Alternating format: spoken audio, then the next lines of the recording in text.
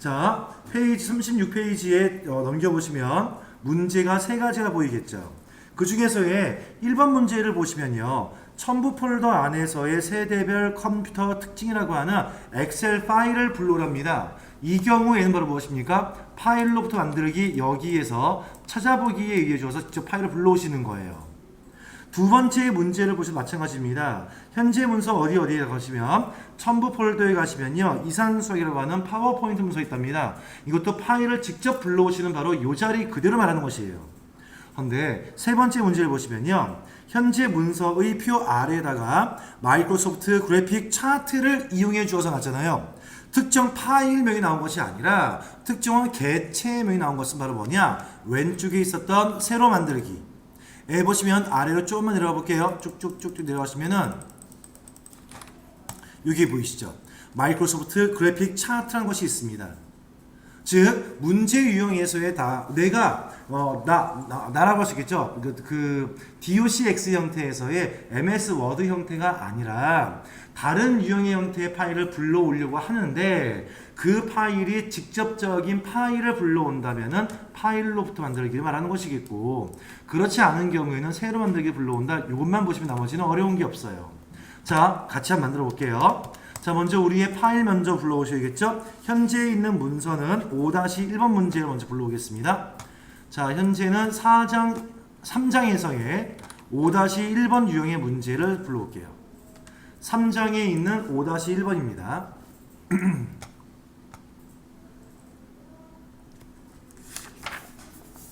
자, 문제를 보시면 첨부 폴더에 보시면 세대별 컴퓨터 특징이라고 하는 엑셀 파일이 있답니다. 이 파일을 각 세대별 컴퓨터의 특징 텍스트 아래에다가 어디일까요? 제일 마지막에 보시면요. 각 세대별 컴퓨터의 특징 요약 보이실 거예요.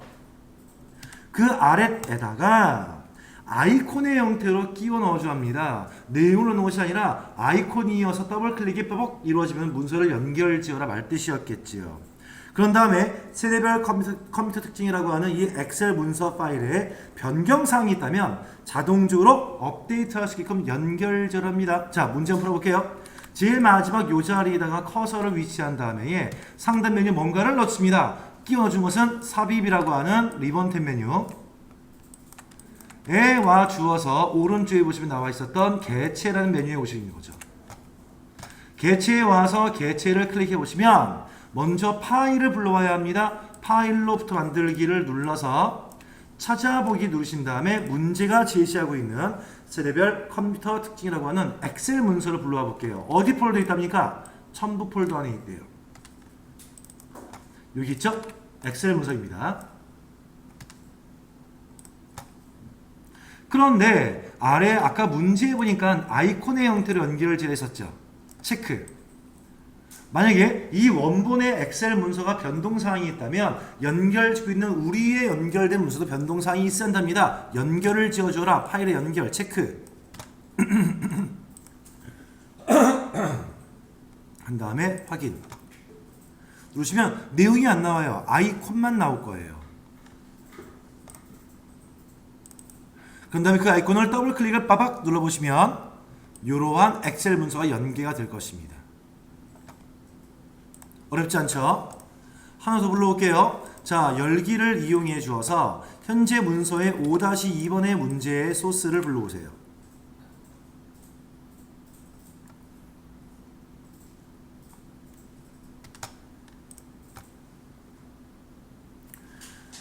자, 두 번째 문제 갑니다. 현재 문서 제목 텍스트 오른쪽에다가입니다. 현재 문서의 제목 텍스트 어디다가 오른쪽에다가 첨부 폴더에 가시면 이산수학이라고 하는 파워포인트 문서가 있다지요. 이것을 아이콘의 형태로만 끼워납니다. 알겠습니다. 커서 위치 어디일까요? 이 자리. 위치한 다음 끼워 넣겠습니다. 삽입 메뉴에서의 개체. 한데 유형으로 개체를 불러옵니까? 파일 불러옵니까? 파일의 형태를 불러옵니다. 파일로부터 만들기. 어떤 문서를 찾아보기 눌러주어서 첨부 폴더에 가시면 이산수학이라고 하는 파워포인트 문서 있다지요. 그런데 얘는 아이콘의 형태로 끼워 넣어줄 계획이랍니다. 체크.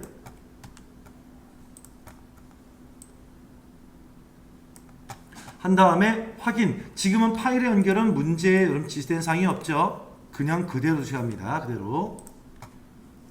아이콘의 형태만 생성되었을 거예요. 그러면 무엇입니까? 요거까지 한 다음에 모스 시험은 끝이에요. 여기서 확인해 보기 위해 더블 클릭하시면은 감점사항 들어갈 수도 있습니다만 우린 연습이니까 더블 클릭하시면은 문서를 열어주겠죠. 자, 다음에 세 번째 마지막 문제를 보시면 조금 다른 유형의 문제입니다. 5-3번의 예제를 불러볼게요.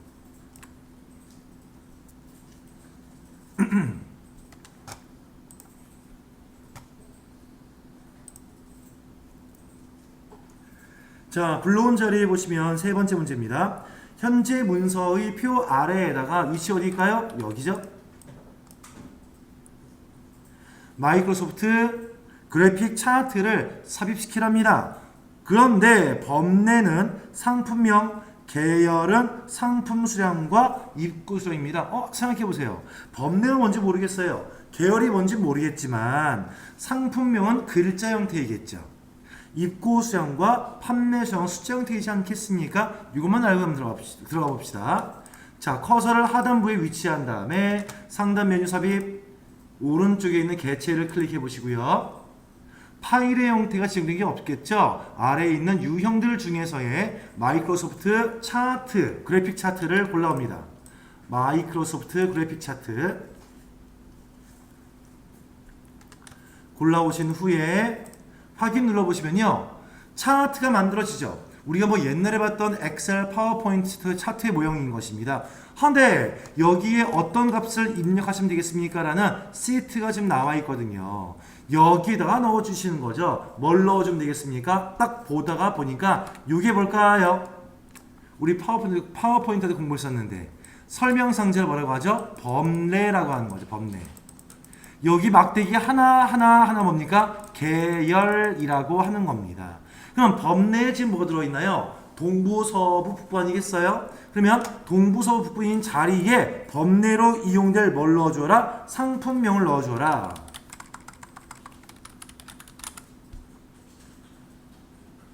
나머지 하나하나 막대기를 얘기했었던 요 내용들의 1, 2, 3, 4 분기 자리라 뭘 넣어줘라? 판매 수량, 입구정을 넣어줘라 말 뜻이겠죠. 이거 이해하시죠? 왜 그런지.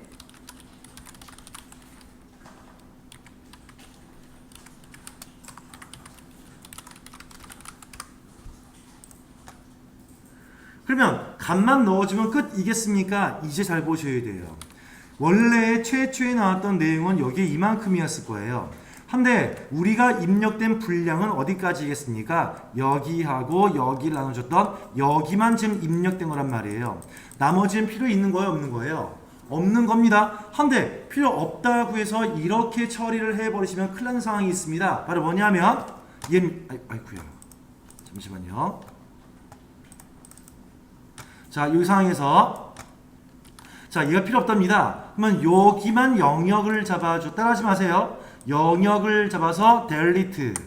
또 여기만 영역을 잡아줘서 델리트를 제가 해볼게요. 우리가 입력한 값만 나온 것은 맞긴 맞잖아요. 그치요? 헌데 차트 모양 보실래요? 뭔가의 빈 칸들이 남아있는 것이 보이지 않습니까? 잘못 지우신 거예요. 지울 때는요, 이렇게 지우시면 안 됩니다. 어떻게 지우는 것이냐면 지금 보시는 내용에서의 C열과 D열을 전체를 다 잡으셔야 돼요. 즉 마우스 포인터를 이용해서 C, D를 다 지정하시는 겁니다.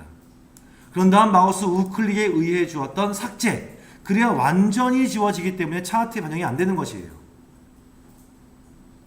두 번째, 2행과 3행에서의 서부와 북부인 경우 마찬가지입니다. 이 행번호를 직접 지정하시는 겁니다. 2행과 3행 이렇게 해요.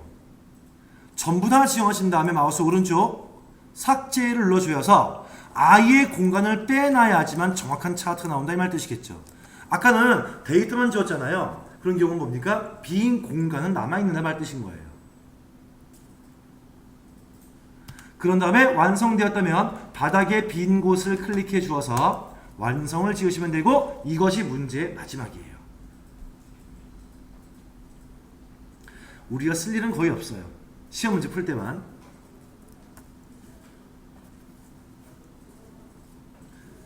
자, 그러면 여기에 있는 사항들을 가지고서 이제 내용 다 끝났으니까 새로운 내용으로 옮겨가 보겠습니다. 자, 이제 네 번째 4장이라고 하는 챕터 네 번째에 있는 문제로 가져와 볼게요. 자, 열기를 통해서 3장 너머의 4장으로 갑니다. 에서의 섹션 1-1번의 예제 문제를 불러올게요. 그리고 우리가 공부할 내용은 누구인지 먼저 알아본다면 디자인, 탭 메뉴, 레이아웃, 탭 메뉴 두 개가 볼 게 별로 없어서요. 같이 묶여있는 상태인 것인데요. 먼저 디자인 탭 메뉴에서 나왔던 내용들은 무엇을 알아야 할 것이냐 먼저 훑어보겠습니다. 자, 디자인 탭 메뉴에 오시면 우리 파워포인트에 봤던 거하고 똑같습니다. 무엇이 있느냐? 테마가 있어요. 테마는 뭘까요? 일정 주제를 가지고서 만들어진 내용들을 말하는 것이잖아요. 그런데 우리가 봤던 내용과 똑같이 파워포인트도 마찬가지였을 겁니다. 주제가 만들어진 것 안에서 색상을, 글자체를 변경할 수 있었거든요. 똑같습니다. 얘도요. 주제가 만들어진 상태 내에서의 오른쪽에 보시면요. 색상, 그 주제 테마에 알맞는 색상을 변경할 수 있어요. 그 테마 주제에 알맞는 글꼴 변경할 수 있습니다. 각종 효과들을 변경할 수 있습니다. 이게 첫 번째인 거예요. 두 번째, 디자인이라는 탭 메뉴, 디자인의 리본 탭 메뉴 오시면요. 오른쪽에 이런 게 좀 있어요. 뭐냐면 워터마크, MS 워드에만 존재하고 있는 것인데요. 여러분들 우리 여러분들이 매번 봐왔던 워터마크가 여기에 숨어 있는 거 다만 다 아실 겁니다. 지폐, 10,000원짜리, 50,000원짜리, 5,000원짜리, 1,000원짜리 등등에 보시면요. 빛으로 비춰보시면 그 안에 뭐 있죠? 신사임당 있기도 하고요. 이순신 있기도 합니다. 그런 것처럼 마찬가지로 현재 만들었던 문서를 다른 사람들이 복사할 수 없게끔 하기 위해서 나만의 이니셜을 넣어주는 것이겠죠. 지금 보시는 내용처럼 있는 것이 무엇입니까? 바로 워터마크라고 하는 것이겠죠. 물속에 흐릿하게 있는 표시라고 얘기해줘서 워터마크인 것인데요. 우리가 이때 MS 워드하고는 크게 관련이 없을 수 있겠습니다만 한 가지 많이 본 게 있었습니다. 여러분들 왜 우리 네이버나 구글 등등에 들어가시면요. 엄청나게 많은 이미지도 있지 않습니까? 그 이미지에 보시면 가지고 와도 문제 없는 것이 있고요. 가지고 오면 안 되는 이미지가 있습니다. 하나만 구분하시면 돼요. 이미지의 가운데나 왼쪽, 위쪽, 아래쪽 어딘가에 눈에 보일랑 말랑한 표식이 있는 경우, 워터마크가 있는 경우는 사용하시면 100% 부도용이에요. 그런데 그런 이미지가 있는 상태에서 그 이미지를 올렸는데 그 이미지를 난 모르고 썼답니다. 예를 들어서 실제 제 경험한 가지를 말씀드리면요.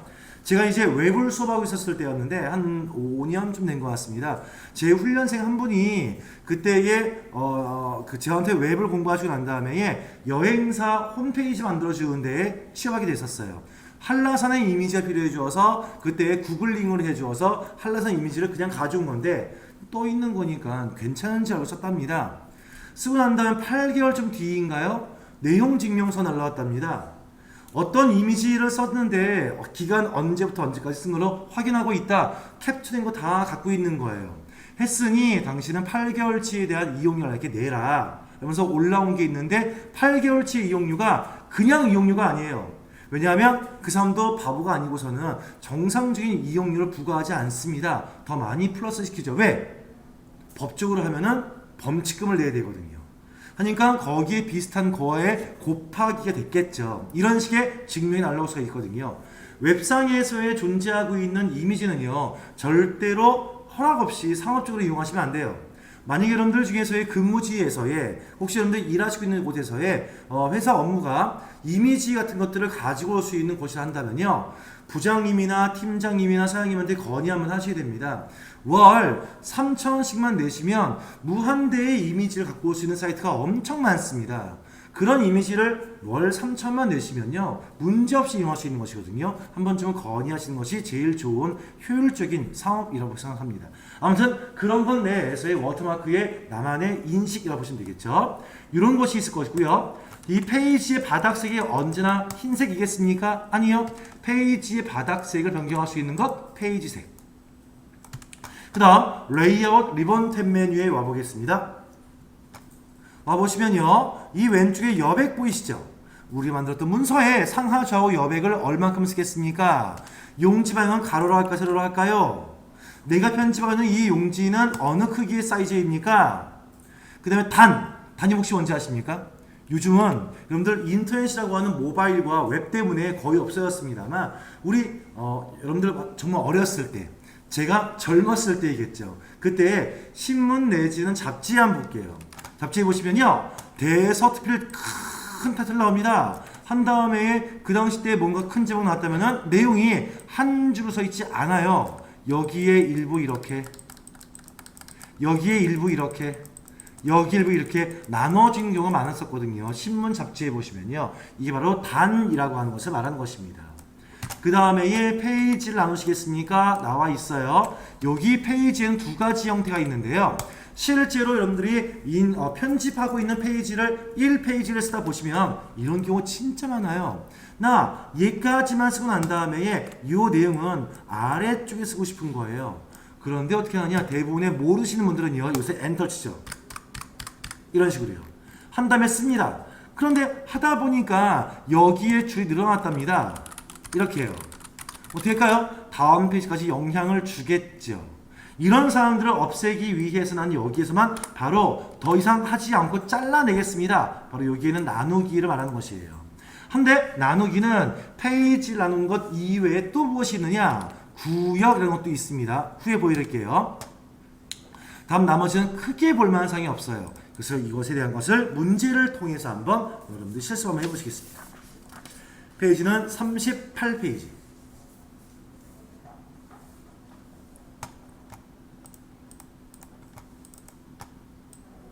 자, 준비됐으면 먼저 내용 보시겠습니다.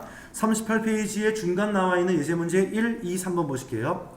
먼저 1번 문제 보시면 현재 문서에서 제목 글꼴을 HY 견고딕으로 지정하여 정보라는 이름의 이 새로운 테마 글꼴을 만들어 주랍니다. 아니, 새로운 테마 글꼴이 무엇입니까? 라는 것이 나와 있겠죠?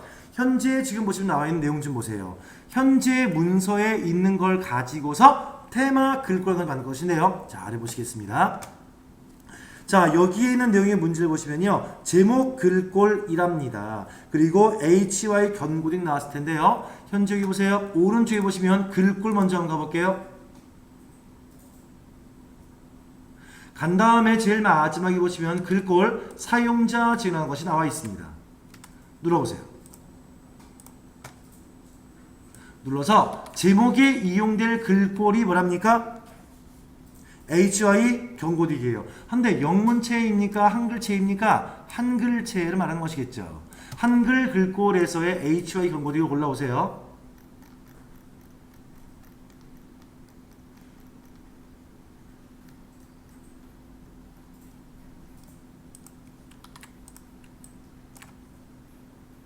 됐지요? 그런 다음에 저장을 뺑 누르시는데 여기 문제 보시면 아래 이름이 뭐라 합니까? 이 글꼴을 변경해 주었던 내용에서의 정보라고 하는 새 이름으로 테마 글꼴 만들어 주어랍니다. 여기 보시면 정보라고 입력을 넣으셔야겠죠? 한번 만들어 볼게요. 저장을 쿡 눌러보시면요. 이게 무슨 말 뜻이냐? 바로 얘입니다. 현재 여러분들 테마들마다 보시면 글꼴들을 갖고 있었을 거예요. 한데 만들어져 있는 글꼴을 잘 보시면 이런 식의 모양이에요. 이거 해보세요. 위에 있는 작은 글자가 뭐냐? 그 글꼴 테마의 이름. 큰 글자는 무엇이냐? 제목 글자 폰트. 작은 게 뭐냐? 작은 제목의 부제목의 본문 내용의 폰트인 것입니다. 이런 여러분들이 원래 만들어져 있는 이 오피스가 아래 보시면 다 만들어 온 거예요. 그런 형태를 중에서 사용자가 이런 글꼴 테마를 만들 수도 있다라는 말 뜻이겠죠. 지금 그 문제인 거예요. 봐요. 현재 문서는 테마가 있는지 없는지 모르겠어요. 하지만 현재 문서에는 글꼴 제목엔 뭐가, 본문엔 뭔가가 입력되어 있지 않겠습니까? 그 입력된 것을 그대로 이용할 것인데 그 중에서 제목 글꼴은 HY 견고딕을 써주어서 지금에 갖고 있던 글꼴을 테마 형태의 글꼴로 저장하세요. 단 이름 무엇입니까? 정보입니다. 그 사항을 여기 아래에서 넣었다는 것이겠죠. 자, 멘트를 적어놓을 만한 사항은 무엇입니까? 요 1번 문제 같은 경우에는 어디요? 디자인 탭 메뉴에 가시면 글꼴 메뉴에서의 글꼴 사용자 지정에서 한다는 것이겠죠.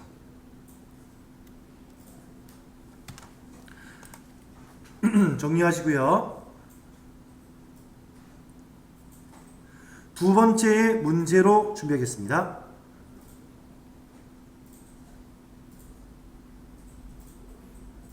자, 갑니다.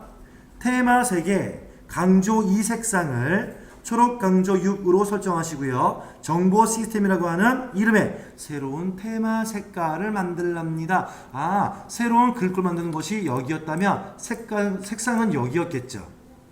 눌러보겠습니다. 뿅. 여기 보니까 많아요. 오피스 그룹 안에 있는 것은 미리 만들어져 있던 오피스 만든 것이고요. 사용자 지정은 이 자리에서 누가 만들었다는 뜻이겠죠. 그런데 우리는 새로운 걸 만들기 위해니까 하단 내에서의 색 사용자 지정을 눌러서 어떤 색상을요? 테마 색의 강조색 2색상입니다. 강조색 2가 어디에 있나요? 여기에 있지요. 를 초록 강조 6 바꾸랍니다. 초록 강조 6. 녹색이죠. 초록이 아니고요. 녹색 강조 6. 으로 해주시고요. 이렇게 만들어져 있는 이 테마 색상의 이름 뭘로 할 것이겠습니까? 정보 시스템이랍니다. 넣어주세요. 띄어쓰기 조심하셔야겠죠? 저장 하시면 테마색 있는 부분에서의 정보 시스템이라는 것에 등록된 것을 볼 수 있습니다.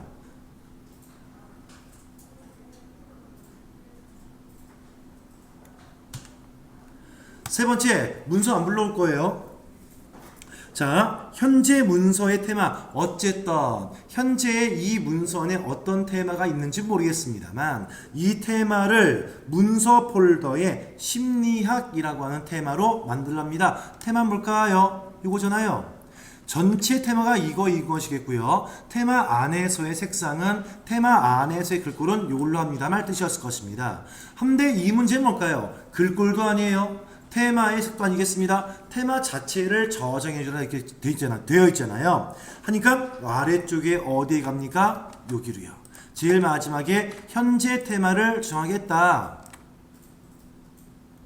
이 테마가 지정되었는데 어디 폴더에 어디에 이름하시겠습니까? 폴더명은 어디입니까? 테마를 문서 폴더에랍니다. 한데 자 보실래요? 중요한 게 있어요. 이름은 심리학이에요. 넣어볼게요. 심리학인데 이 심리학을 가지고 있었던 테마 주제를 가지고 있는 파일은요. 요게 붙습니다. THMX라는 것이 붙어요. 테마 주제라고 하는 CM이라고 하는 THM이 붙는 것이거든요. 한데 폴더가 어딥니까가 중요한 거예요. 문제를 잘 보시면요. 현재 문서의 테마를 어디 폴더에다가 문서 폴더에다가 합니다. 잘못된 문제예요. 이게 자칫 잘못해서 문서 폴더라고 해주어서요. 여러분들이 많이 봤던 요 자리에다가 저장을 하시면요. 큰일 나는 겁니다. 그러면 테마 적용이 안 되는 거예요.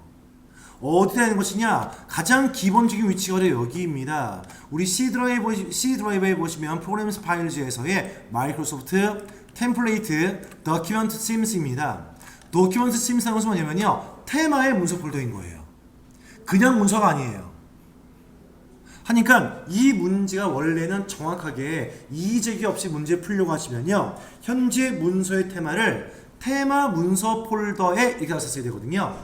근데 얘는 지금 오해의 소지가 다분히 있는 문제인 거죠.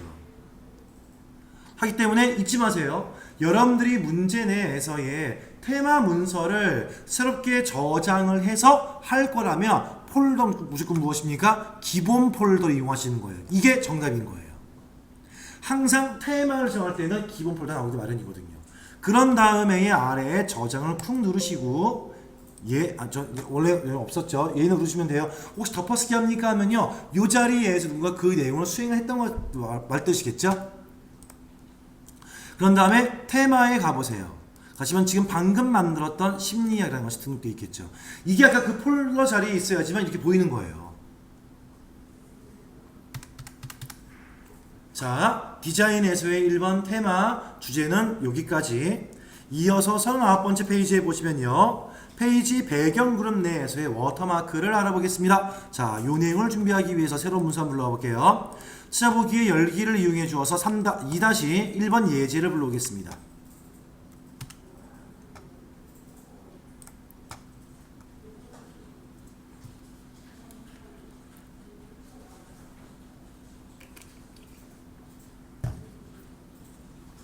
자, 됐으면 내용 보실게요. 그럼 잘 보이시나요, 언니 앞에요? 잠시만요. 좀만 꺼볼게요. 여기 스위치가 있었네요. 더 잘 보이시지 않나요? 한번 해보겠습니다. 너무 껌껌해서 괜찮으시죠? 네. 자, 볼게요. 문제가 안 보여서 39번째 페이지에 보시면 아까 좀 설명을 좀 길게 했던 워터마크에 대한 내용이 나와 있는 것이 여기에 있습니다. 상단 메뉴 삽입에서의 오른쪽에 죄송합니다. 상단 메뉴 디자인 메뉴에서의 오른쪽에 보시면 워터마크라는 것이 보였었을 거예요. 자, 그 중에서의 문제를 이용해서 풀어볼게요. 39페이지 중간에 보시면은 예제 문제가 보입니다. 그 예제 문제에서의 Q1번에 있는 문제를 보시면 첨부 폴더에 가시면요, watermark.jpg 그림이 있답니다.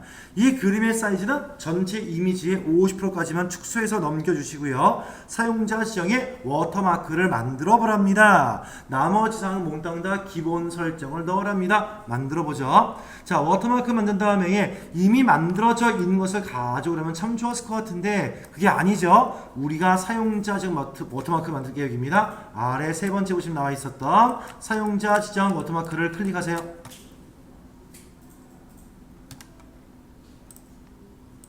한 다음에 보시면 우리는 뭡니까? 그림의 이미지를 이용할 계획이죠. 그림 워터마크를 선택한 다음에 그림 선택 단추를 클릭하세요. 해서 어디에서 파일에서 클릭, 어디 파일에서 우리가 있는 파일링 폴더링 좀 합시다. 들어갑시다. 워드 2016에서의 우린 지금 4장을 공부합니다. 첨부 폴더에 보시면 나와 있는 것이 있죠? 4장의 첨부의 워터마크 JPG입니다.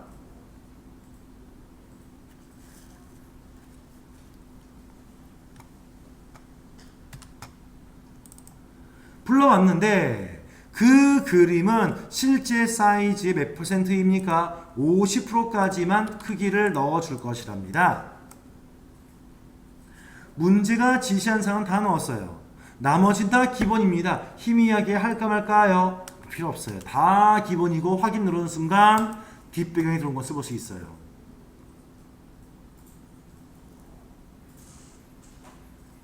두 번째 문제 한번 볼까요? 자, 여러분들 예제 파일을 불러오는데요. 2-2번의 예제를 불러와 주신 상태에서 두 번째 문제 풀어보겠습니다. 어려울 거 전혀 없어요.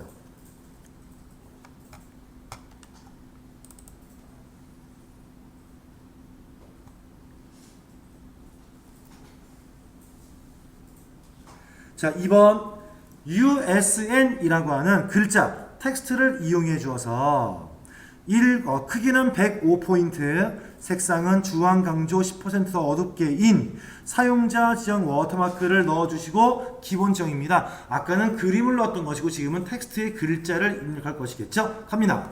상단 위에 올라와서 디자인 들어가시면 디자인 탭 메뉴에서의 오른쪽 워터마크 갑니다. 에 와주어서 아래쪽에 세 번째 나와있던 사용자 지정 워터마크를 선택해 주신다면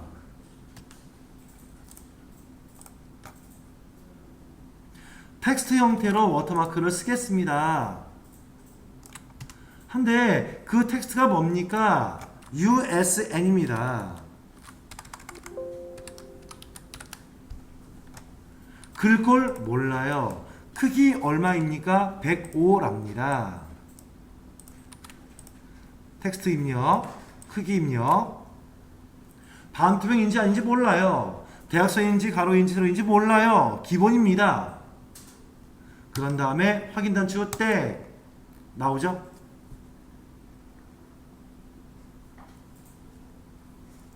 세 번째 문제는 할 필요가 없어요. 똑같은 문제입니다. 이런 식의 워터마크 기능이 있구나 보시면 되겠죠? 자, 필요하신 내용 정리해 놓으시고요.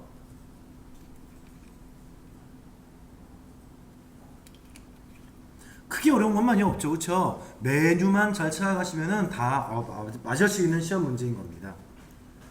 정리된 상태라면 하단에 나와있던 섹션 세 번째 것으로 이어갑니다. 얘 바로 페이지 색인 것인데 너무 쉬워요. 페이지를 넘겨주어서 40페이지에 보시면요, 상단 위쪽에 예제 문제 있는 겁니다. 자, 문서 안 불러올게요. 현재 문서에서의 배경색을 RGB로 설정해 주어라 랍니다. 우리요 RGB를 처음 봤을까요? 우리요?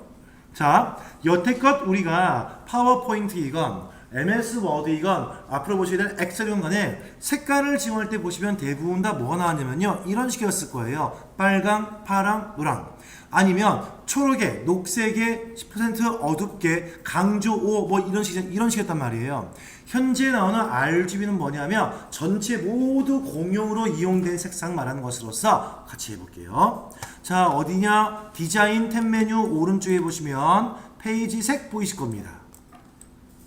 눌러서 갑니다. 어떤 색을 이용하실래요? 현재 지정되어 있는 기본 색깔이 아니라 R210, G230, B130이라고 하는 RGB 코드를 이용하시려면 아래에 다른 색을 누르실 거예요.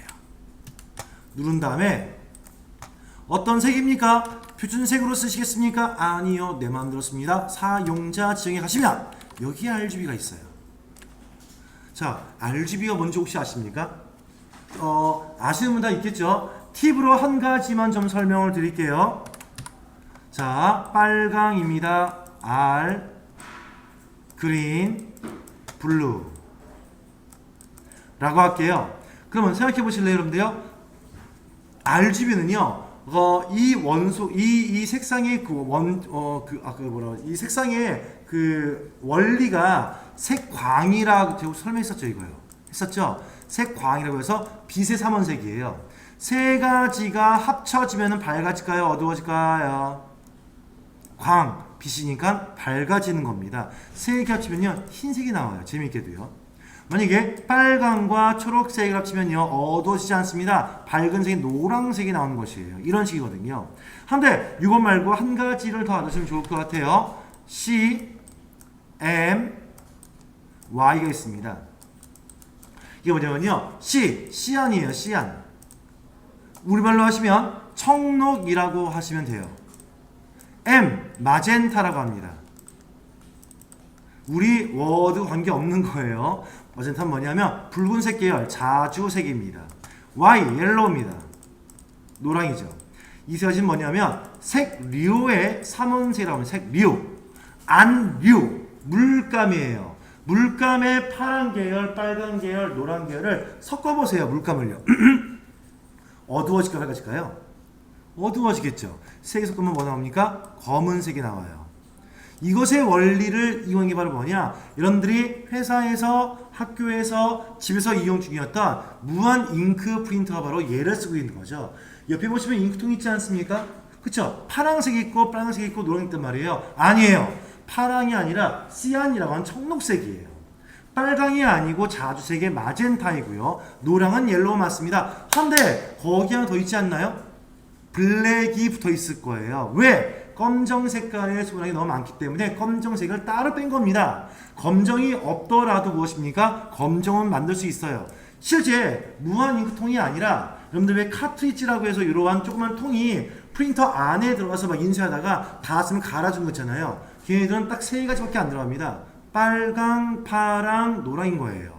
세 개를 섞어서 검정 표현할 수 있지만 잉크 수량이 워낙 많기 때문에 검정으로 뺀 것이겠죠. 해서 우리는 이거 뭐라 하냐? CMYK라고 합니다. K는 블랙의 약자인 거예요. 이런 것이 있다 알면 됩니다. 자, 일단 RGB 코드를 넣어주었는데 우리 이것은 배경색에만 나온 것이 아니었어요. 글자색에도 쓸 수 있습니다. 참 여러 가지 다 쓸 수 있는 겁니다. 자, 가봅시다. 얼마라고요? 210. 다음 넘겨서 230, 130. 해서 확인 단추를 누르는 순간 해당 색깔을 볼 수가 있겠죠. 어려운 거 없어요. 이어서 40페이지에 있는 문제를 풀기 위해서는 4-1번의 문제를 불러오겠습니다. 예제 파일 4-1번입니다.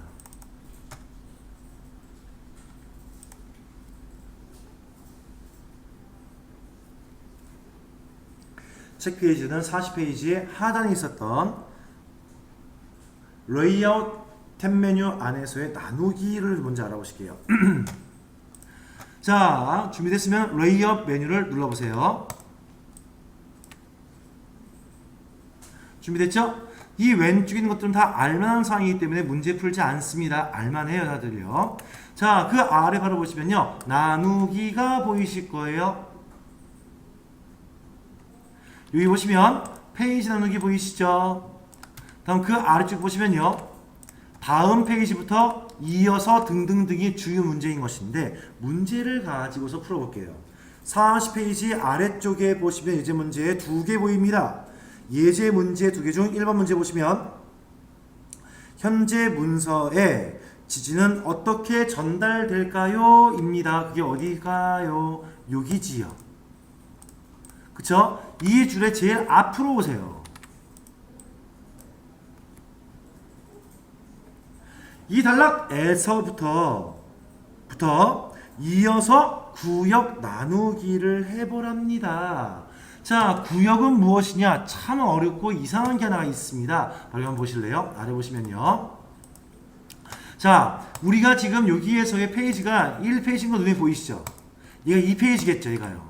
그쵸? 어디에 있느냐? 왼쪽 아래 보시면요. 여기 제일 마지막 아랫부분이에요. 여기입니다. 보시면 상태표 지정을 해주어서 현재 우리 문서의 편집 상태를 보여주는 곳이 있습니다. 한데 이 위치에 따라서 여기에 있으면 몇 페이지예요? 1페이지. 여기 있으면 2페이지를 표시해주고 있는 거예요. 보시면요. 1/2는 나오거든요. 이 자리에 보시면 전체 2페이지 중 나는 지금 1페이지에 따라 표시하는 것입니다. 한데 구역이 뭐냐고요. 구역이요. 같은 페이지에 있더라도 구역을 나눠줘서 한 단락, 두 단락 등등으로 관리할 수가 있는데 이놈의 구역이 어디인지 알 수가 없어요. 눌러보세요. 어디가 1구역인지 2구역인지 어떻게 압니까? 표시한 곳이 아무도 없단 말입니다. 그래서 여러분들은요. 한 가지 팁을 좀 설명드릴게요. 상태 표시줄에다가 마우스 우클릭해보세요. 하시면 여러 개 체크된 상자 중에서 여기입니다. 구역. 여기 치킨되어 있으면 상태 표시줄에서 내가 지금 위치한 곳이 몇 구역인지를 보여줍니다. 눌러보세요. 자, 현재 접으실래요? 여기 위치했습니다. 1구역이랍니다. 자, 여기 위치했습니다. 여기 위치했어요. 1구역이에요. 넘어가서 얘 위치합니다. 아직도 1구역이에요. 즉 구역이 나눔이 없는 것을 알았단 말이에요. 그런데 문제를 보시면요. 이렇게 써 있습니다. 어디에서요? 지지는 어떻게 전달될까요? 랍니다. 그게 어디죠? 여기란 말이에요. 여기에서부터 뭐 해라? 구역 나누기를 해라. 말 뜻이란 말이에요. 그러면 커서를 위치하고 난 다음에 상단 메뉴 보시면 나누기에서의 구역 나누기 보이시죠? 그쵸? 나누세요. 다음 페이지부터. 아니면 이어서인지 알아보실래요? 자, 현재 있는 거 보시면요. 잠시만요. 제가 문제 잘못 봤네요. 문제 보시면요. 다음 페이지부터 구역이랍니까? 이어서랍니까? 이어서 했거든요. 그러면 이 페이지와 이 페이지를 이어서 구역만 잘라줘 이 말 뜻인 거예요. 만약에 아까 여러분처럼 제 말한 대로 얘기했다면요. 구역 나누기였는데 다음 페이지부터랍니다. 얘 누르면 이렇게 될 거예요. 페이지 나눠지면서 구역이 분리하는 것입니다. 이게 아니라 문제는 이어서 했거든요. 이니까 이 상태에서 이어서 구역 나누기 하시면 그대로 같은 페이지에 있는 상태에서 온다는 얘기예요. 두 번째 문제. 자, 현재 문제 4-2번의 예지 불러오겠습니다. 4-4-2번.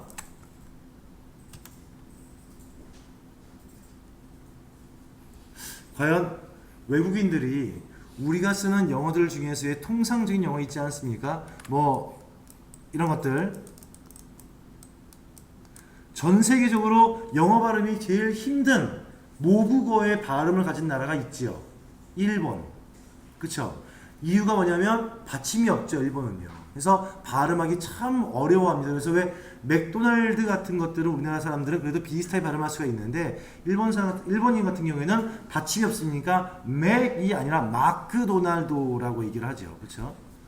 근데 이런 것이 문제. 우리나라 사람 같은 경우는 이제 이런 게 문제죠. 이런 것들 T 발음 같은 거, 워터 전혀 못 알아듣습니다. 내지는 뭐 이런 거 있죠. 밀크 전혀 못 알아듣습니다. 제가 왜 느꼈냐면요.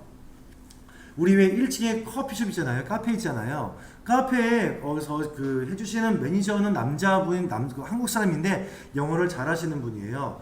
이 아래에 우리 커피 카운터에서 외국인이 있는 이유는 뭐냐면요. 우리 위쪽에 5, 6, 7, 8층이 여러분 아시는 것처럼 호스텔인데 외국인 호스텔이에요.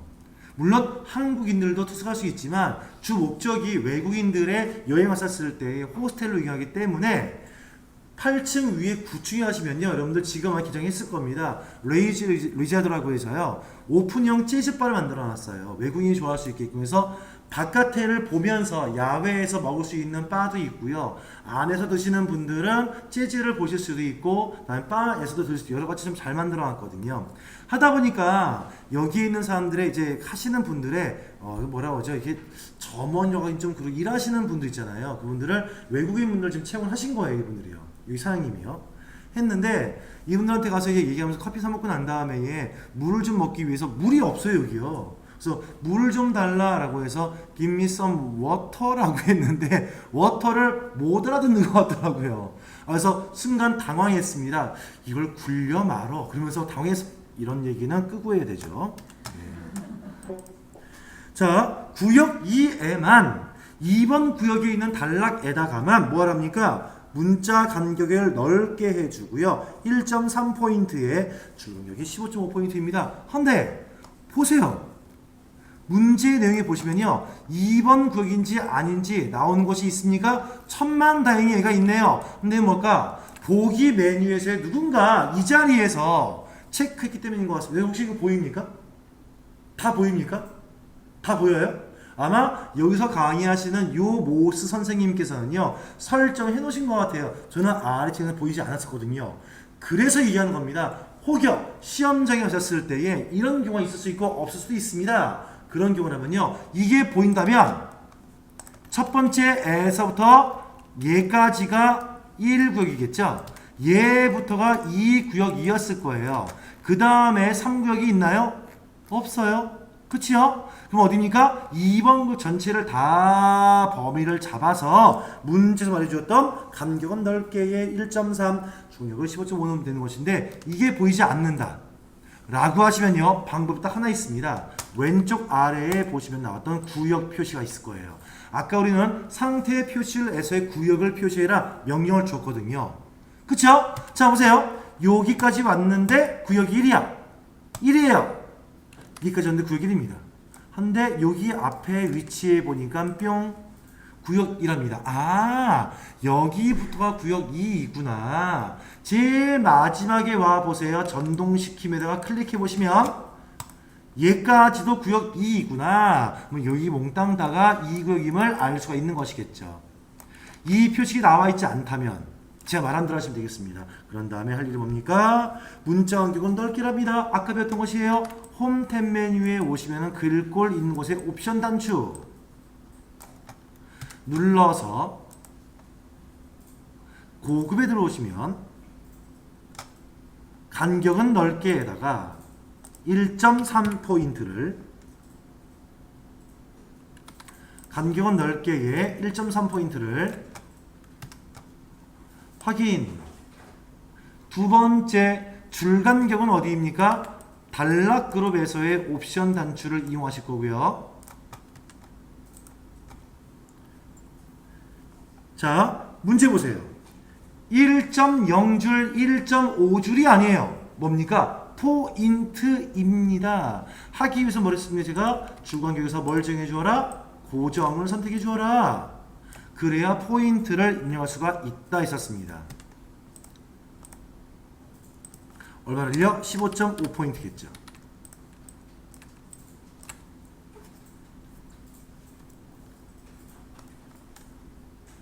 한 다음에 확인. 이렇게 풀고 영역 지연된 사항은 단을 눌러서 해제한 상태에서 끝내셔야겠죠.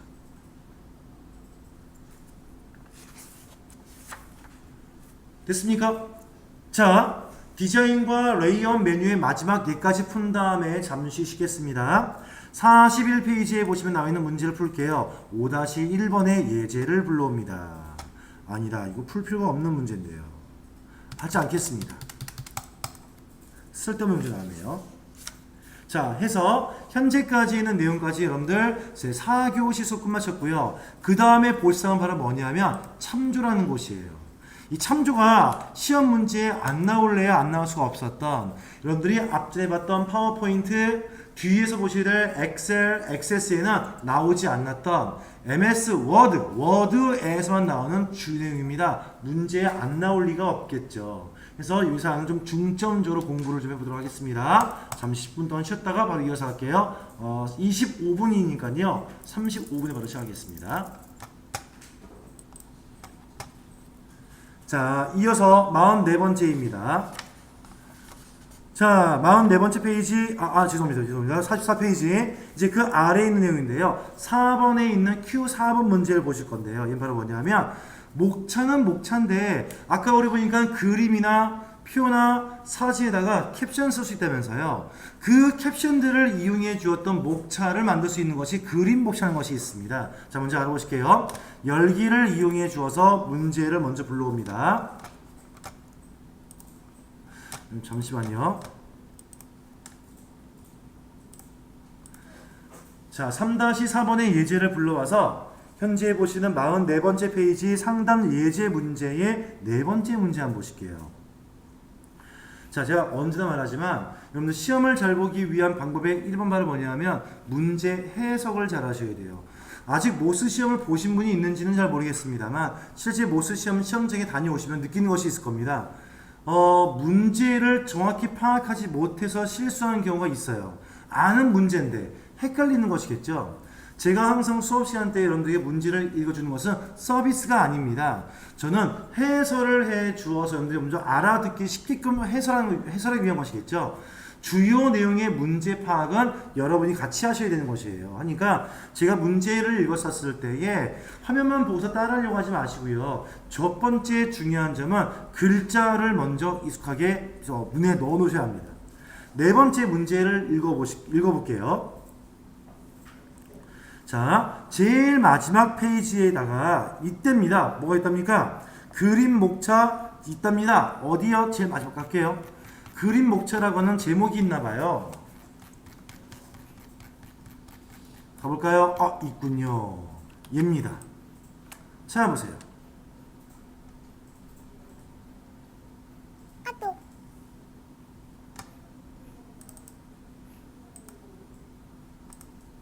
그 글자 아래에다가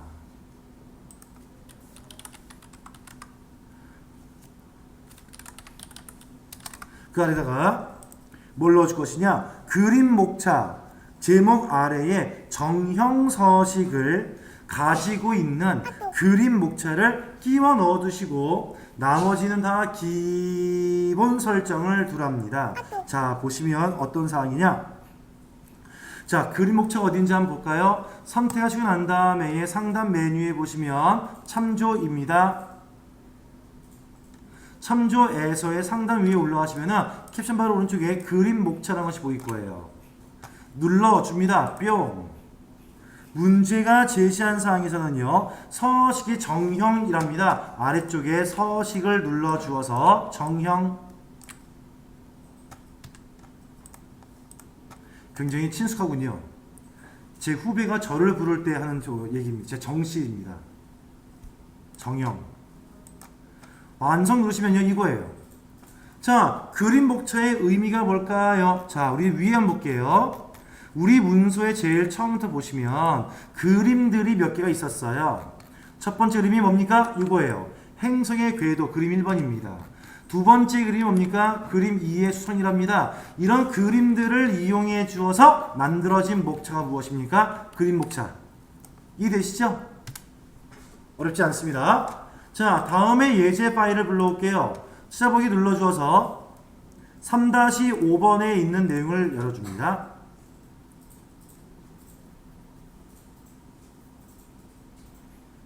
똑같아요. 하지 않겠습니다. 자, 이제 마지막에 있는 참조사항입니다. 바로 뭐냐? 색인을 알아볼 것인데요. 자, 마지막 참조입니다. 상단 메뉴에서의 찾아보기에 들어가시면 4-1번이 있었을 거예요. 먼저 열기 하시는데요. 얘는 먼저 해야 할 게 있어요. 여태까지의 목차 같은 경우에는 우리 본문에 있는 큰 제목, 두 번째 작은 제목, 그 다음 작은 제목들을 알아서 파악한 다음에 목차로 끌고 왔었을 거 아니에요. 그치요? 근데 지금에 넣어준 세계는 바로 뭐냐면 이 단어가 몇 페이지에 있습니까? 단어 몇 페이지에 있습니까를 만들기 위한 겁니다. 근데 어떤 단어를 넣어주고 어떤 걸 넣지 않겠습니까를 결정을 할 수가 없는 거예요. MS 워드가. 그래서 제1작업이 있습니다. 뭐냐면 내가 이 단어는 색인이라는 데에다가 넣어줄 거예요. 얘는 포함시킬 겁니다. 얘는 포함할 거를 다 선정을 먼저 하셔야 돼요. 그 선정 작업이 현재 1번 문제에 있는 내용일 것입니다. 보실래요? 페이지 45페이지에 보시면 나와 있어요. Q1번에 보시면 현재 문서에서 제목 아랫부분에서 처음으로 보이는 화산이라고 하는 글씨 있답니다. 이 글자를 색인 항목에 추가할 수 있게끔 설정하래요. 어디 있나요? 제목 바로 아래에 화산 글씨가 여기에 있네요. 화산 보이시죠? 요겁니다. 영역을 잡은 다음에 상단 메뉴의 참조에 올라가시면 색인이라고 하는 곳에 항목 표시가 있을 거예요. 즉 내가 지금 영역으로 지정된 것을 색인에 포함을 시키는 항목으로 추가하겠습니다. 이 말 뜻인 겁니다. 눌러볼게요. 뿅! 간단합니다. 현재 주항목이 무엇입니까? 화산. 부항목 무엇입니까? 아무것도 안 나왔죠? 기본 설정만 하실 겁니다. 한 다음에 표시를 콕 눌러보세요. 그러면 이 모양 보이시나요? 화상 오른쪽에 중괄호 한 다음에 X2 나왔죠. 지금 문서 아래는 표시 안 되어 있지만 이 문서 아래쪽에 X2라고 중괄호에 표시된 거 잠시 보실 거예요. 이 단어들이 몽땅 다 색인 항목에 포함된 단어입니다 라는 표식이 나온 거예요. 1번 문제 정답 여기가 끝입니다. 한 대 좀 더 자세히 보기 위해서 2번 문제를 보실 거예요. 4-2번의 예제 불러볼게요.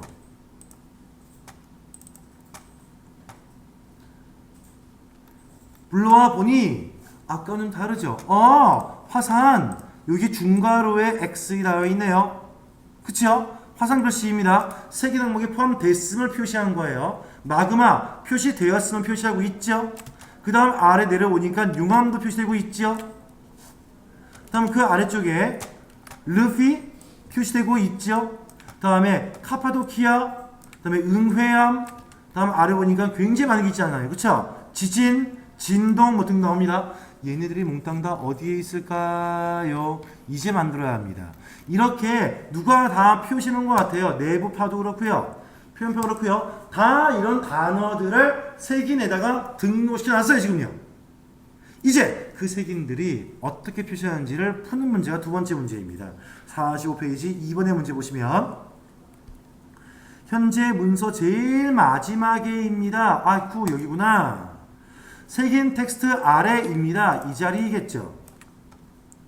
꾸밈형 서식에 색인을 넣어주랍니다. 삽입을 시켜주시고요.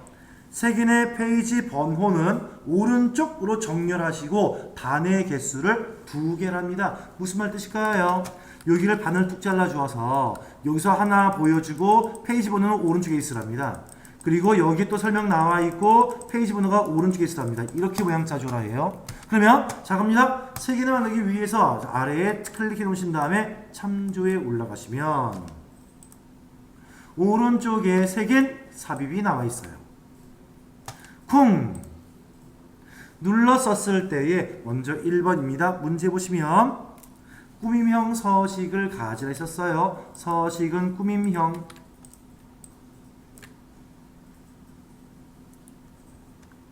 됐죠? 다음 페이지 번호는 어디입니까? 오른쪽에 오게끔 바랍니다. 여기 보시면 페이지 번호를 오른쪽에 맞춤. 단의 개수 몇 개입니까? 2개. 지금 3가지의 설정 들어왔어요. 그죠? 끝났습니다. 자, 이 상태에서 확인을 뿅. 이거예요. 아까 문서 몇 장을 통해 주어서 등록해놨던 색인들이 이 단어입니다. 이 단어. 얘들을 가나다 순서로 배열하고 난 다음에 첫 번째 나왔던 네이파는 몇 페이지에 있다? 2페이지에 있구나. 그쵸? 지진 몇 페이지입니까? 2페이지에 있다. 아까 제일 처음 등록했던 화산이 어디에 있나요? 히읗 있는 곳에 있겠죠? 1페이지에 있다. 스스로 알아서 페이지를 보고 있는 겁니다. 이게 뭘까요? 색인이라고 하는 것이에요. 어머, 그런데 만약에 이게 이제 세 번째 문제인데 먼저 제가 풀어버릴 겁니다. 하다 보니까 여기에 보시면 나와있던 화산, 이 화산에서의 이 색인의 이 문자가 얘는 색인에 안 갔으면 좋겠대요. 필요가 없는 거 색인에. 필요가 없다면 색인 항목에서 얘를 빼버려야겠죠. 어떻게 뺍니까? 화산 오른쪽에 중괄호 부분이 나온 것이 있을 거예요. 얘를 영역을 잡아주어서 델리트로 지워보세요. 표식이 사라지죠. 얘는 이제 색인 항목에서 빠진 거예요. 그런데 아직 제일 마지막에 내려오시면 아직도 히읗에는 뭐가 보입니까? 화산이 보일 거예요.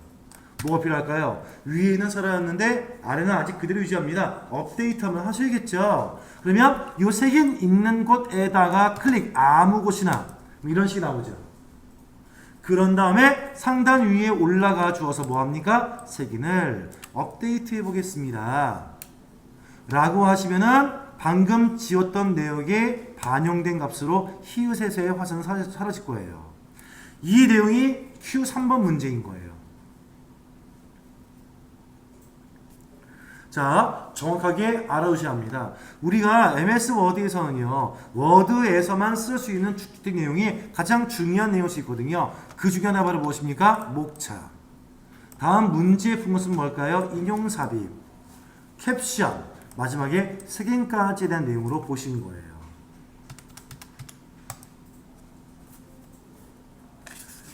됐습니까? 자, 그럼 페이지를 넘겨서 46페이지에서의 또 MS 워드에서만 쓸 수 있는 엑셀이나 파워포인트에 나오지가 못하는 편지 병합, 영어로 하시면 메일 머지라고 하는 기능을 알아볼 계획입니다. 자, 먼저 준비해 볼게요. 자, 페이지는 46페이지고요. 소스 불러올 것은요, 6장에서입니다. 6장에서의 1-1번 서를 불러보세요.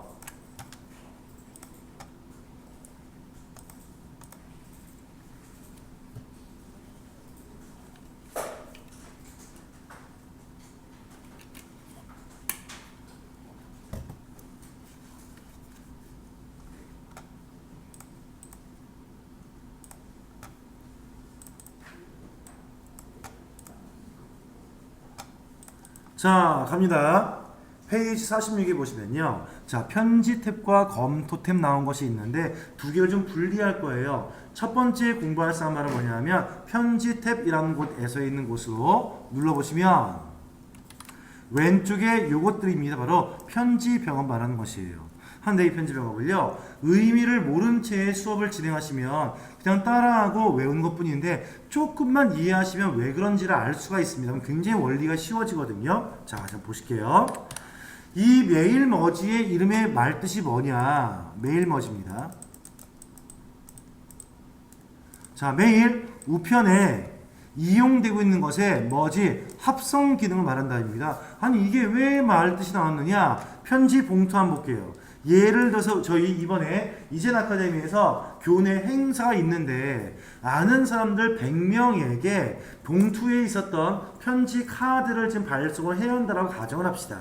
물론 다 메일 보내겠지만, 카톡 보내겠지만, 실제는 안 하겠지만, 자, 이거 편지 보낸다고 가정합시다. 하면 편지 봉투의 모양 어떻습니까? 위에는 보낸 사람 나오겠죠?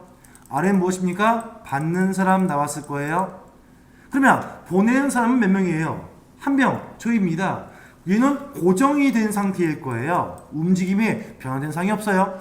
하지만 받는 사람 몇 명입니까? 100명이 매번 다르게 이 자리에 와야 할 거 아니겠어요. 그럼 그 100명의 사람들의 주소가 있었습니다. 받는 사람의 이름은 무엇입니까? 그 사람의 주소는 무엇입니까? 우편번호는 무엇입니까? 라고 되어져 있는 파일 형태의 한 가지 있다고 칠게요. 그러면 이 파일에서의 100명이 있었으면 여기에 한 명 거 가지고 와서 집어넣고 하나의 문서 완성 끝. 여기에 있는 2번인 사람을 가지고 와서 집어넣고 하나의 문서 끝. 세 번째 거 가지고 와서 집어넣고 또 하나의 문서 끝. 이렇게 하시면 문서 작성이 굉장히 쉬워지지 않겠냐? 인 것입니다. 그래서 주로 이런 우편에서 많이 이용되었던 합성된 기능이기 때문에 이런 식의 두 개의 문서를 병합, 합치기 할 건데 다 합치기를 전부 다 하는 것이 아니라 고정되어 있는 곳과 변동된 곳을 나눠주어서 변동된 자리에 있는 값을 다른 파일 내용과 합치기 일부만 하는 것을 우표에서 많이 써왔었기 때문에 이런 기능을 뭐랍니까? 메일 머지다 라고 얘기한다는 말 뜻인 거예요. 이 메일 머지는요 주로 우편서에 많이 썼습니까? 하겠지만 다른 곳도 많이 쓴 바 있었습니다. 아무튼 저희가 알아야 할 것은 바로 뭐냐? 합치는 거예요. 합치는데 완벽히 합칩니까? 아니요. 일부의 내용만 합치기 위한 것이다. 인 것이겠죠. 자, 먼저 보세요. 현재 우리 불렀던 내용에 보시면 이 편지입니다. 협조충혈합니다. 한 대의 편지 받아볼 것이 지금 현재 20군데라 볼게요. 20군데의 이름과 소속이 같겠습니까? 아니요. 다 다를걸요? 그러면 나머지에 대한 사항들은 똑같이 넣어주는데 이 문서를 20장을 만들기 위해서 직접 20장을 타이핑의 이름을 타이핑 소속을 넣는 것이 아니라 이름과 소속이 있는 파일이 하나 있다면 얘랑 병합을 시켜버려서 간단하게 만들어보자. 그것을 이제 문제 1번에서 해보시는 거예요. 자, 어디냐? 47페이지 한번 보실래요? 47페이지에 보시면 1번 문제는 건너갑니다. 2번부터 보셔야 돼요. 자, 지금 문서 보시면요. 현재 문서 2번이에요. 현재 문서로 편지 병합을 시작하세요. 알겠습니다. 첨부 폴더에 가시면 회원 목록점 xlsx라고 하는 엑셀 파일이 있답니다. 제가 직접 가서 한번 볼게요. 자, 이 엑셀 파일이 어딘지 보시면요. 문서에 문서에 없죠. 자, 우리 폴더 안에 가면 여기 보이시죠? 회원 목록입니다. 제가 이것을 직접 열어볼게요. 이거예요. 지금 회원 목록점 엑셀 보시면요. 첫 번째부터 마지막까지 15명에 대한 주소 그리고 15명에 대한 이름 등등이 좀 있는 상태예요. 여기에 요거 하나 가지고 와라 이거 하나 가지고 와라 말 뜻이거든요. 여기에 있는 내용과 합치기 할 건데 다 합치기 합니까? 아니요. 아까 봤던 엑셀에 있는 파일 중에서의 이름과 소속에 대한 것만을 할 것인데 지금은 이름만 쓰고 있네요. 요 이름에 15개를 가지고 와서 요 자리에 집어넣으라는 얘기인 거예요. 다시 보세요. 편지 병합을 시작하시오. 첨부 폴더에 있었던 회원 목록점 xlsx를 받는 사람 목록으로 지정하래요. 받는 사람은 아까 봤던 엑셀 파일에 15명이 받는 사람의 이름이랍니다. 한데 성명이라고 하는 텍스트를 대신해 주어서 무엇입니까? 이름, 필드, 성명이라는 텍스트 대신에 이름 필드를 추가하시고요. 그 다음에 개별 문서를 편집해서 병합을 완료합니다. 여기가 원래 이거였었을 텐데 성명이었을 텐데요. 아닙니다. 일단 둡시다. 자, 이랍니다. 어떻게 뭐 하란 말 뜻인지 알아볼게요. 일단 문제 풀이 순서 한번 가볼게요. 제일 먼저 편지 병합을 해보랍니다. 상단에 편지로 들어오신 다음에 편지 병합 시작을 눌러보시면 뭘 병합할까요? 모르겠습니다. 무엇인지 모르겠지만 편지 병합을 쉽게 하겠습니다. 마법사를 불러갖고 오시는 거예요. 클릭합니다. 하면 오른쪽에 옵션 창 나온 거 보이시죠? 자, 나는 편지 형태를 병합하시겠습니다. 맞지요? 확인됐죠? 편지입니다. 하단 내에서의 이제 2단계로 가겠습니다. 현재 1단계예요. 2단계 클릭. 자, 현재 보니까 어떤 문서와 어떤 문서를 병합하고자 합니까? 현재 열려져 있는 현재 문서를 시작 문서로 쓰겠습니다. 맞아요. 아래에 다음 단계 2단계에서 3단계인 받는 사람 선택합니다. 3단계에 왔는데 그러면 받는 사람의 목록은 원래 있는 목록을 쓰시겠습니까? 아웃룩에 있는 거 쓰시겠습니까? 새 목록을 만드시겠습니까? 아니요. 문제는 뭐랬죠? 엑셀 파일 어디에서? 회원 명부 엑셀 파일로 가져갑니다. 찾아보기를 누르셔야겠죠. 눌러서 그 파일이 어디에 있나요? 우리의 폴더링 좀 합시다. MS 워드에 가시면은 6장, 첨부에 가시면 회원 목록점 XLSX가 있습니다. 엑셀 파일이 있죠.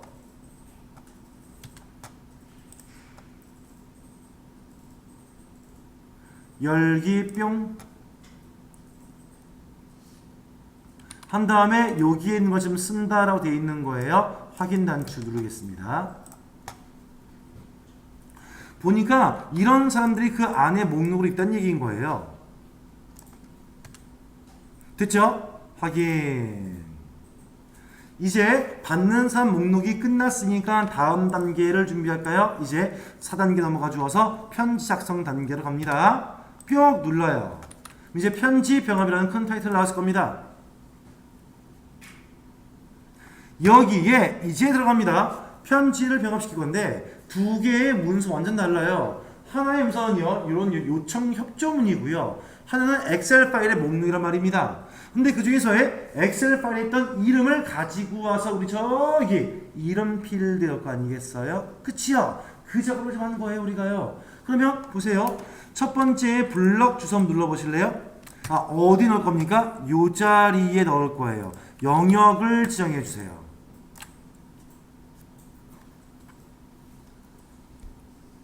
지정한 다음에 이름 필드 이 네 글자 있는 노란 곳에다가 이름을 똥똥똥 3개를 넣을 것이거든요. 어떻게 넣으면 될까요? 잘 모르겠다면 눌러보세요. 주소 블럭을 눌러보시면 이게 뭐 할 수 있는 거죠? 인사말, 받는 사람의 형식 등등을 넣어주기 위한 겁니다. 이건 아니에요. 취소. 인사말 여기 있군요. 인사말 들어가 주어서 이름이 들어갔다면 뭐 하이 누구누구누구 뭐 디어 누구누구누구 쓸 수 있겠죠. 그런 내용 넣는 것입니다. 필요 없어요. 취소. 전자우표 필요 없습니다. 아니요. 제일 마지막에 누르시면 합니다. 기타 항목 눌러보세요. 우리가 아까 보다 보니까 엑셀 파일에서의 어떤 필드 값을 가져올 계획입니까? 이런 필드 값을 가지고 올 계획이잖아요. 그쵸? 하시면 여기 데이터베이스에 보시면 나와 있는 이름 보이시나요? 이름을 쿡 눌러서 삽입을 쿡 누르시면 요 녀석이 요 이름 필드, 아까 공간 잡았던 이름 필드 사이에 대신 들어갑니다. 손톱이 빠져버렸나봐요, 제가요. 아무튼 들어갑니다. 이게 원래 없어야겠죠? 노란색이요. 여러분들은 없죠? 있습니까? 있으면 다시 시작합시다. 자, 닫기에서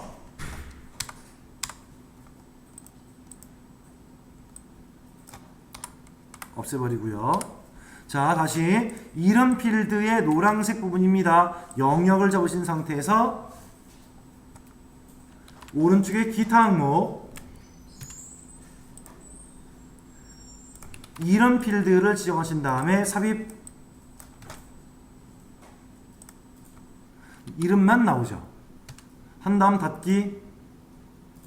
됐죠? 이제 병합을 할 수 있는 자리까지 마련된 거예요. 이 말은 뭘까요? 현재 이 요청문에서의 이 자리의 요 모양은 회원 명부라고 하는 엑셀에서의 이름 필드 있죠? 한 명 한 명이 이 자리에 들어올 거란 얘기입니다. 그런 다음에 마지막에 다음 편지 미리 보기 병합된 모양을 미리 한번 보실래요? 뿅 눌러보시면 아하! 한 명 나왔어요.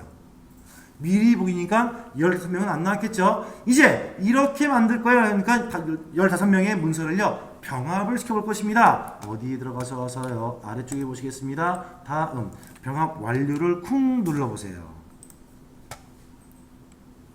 끝까지 왔죠? 한 다음에 각각의 편지 형태로 한 명 한 명씩 끼워 넣으세요. 개별 편집 누르시면 빠바밤 얼마큼 모든 데이터를 확인. 끝났습니다. 첫 번째 거 나왔습니까? 장금식 나왔죠? 그 다음 내려가 보실래요? 김장수 나왔죠? 내려가 보실래요? 이문신 나왔죠? 이 사람들의 이름은 어디에 있던 사람들이죠? 여기 있던 사람들이죠. 한 명 한 명을 다 넣어서 문서 15장을 만든 것입니다. 물론 15장 정도이면은 타이핑이 빠를 수도 있어요.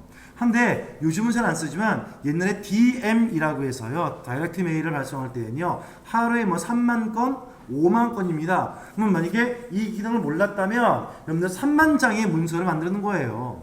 그렇죠. 굉장히 비효율적이죠. 이럴 때 쓰시는 기능을 말하는 것이에요. 이게 바로 무엇입니까? 편지 병합이라는 기능을 말하는 겁니다. 나머지는 굳이 쓰지 않겠습니다. 넘어가 버릴 거예요. 이 정도면 충분해요.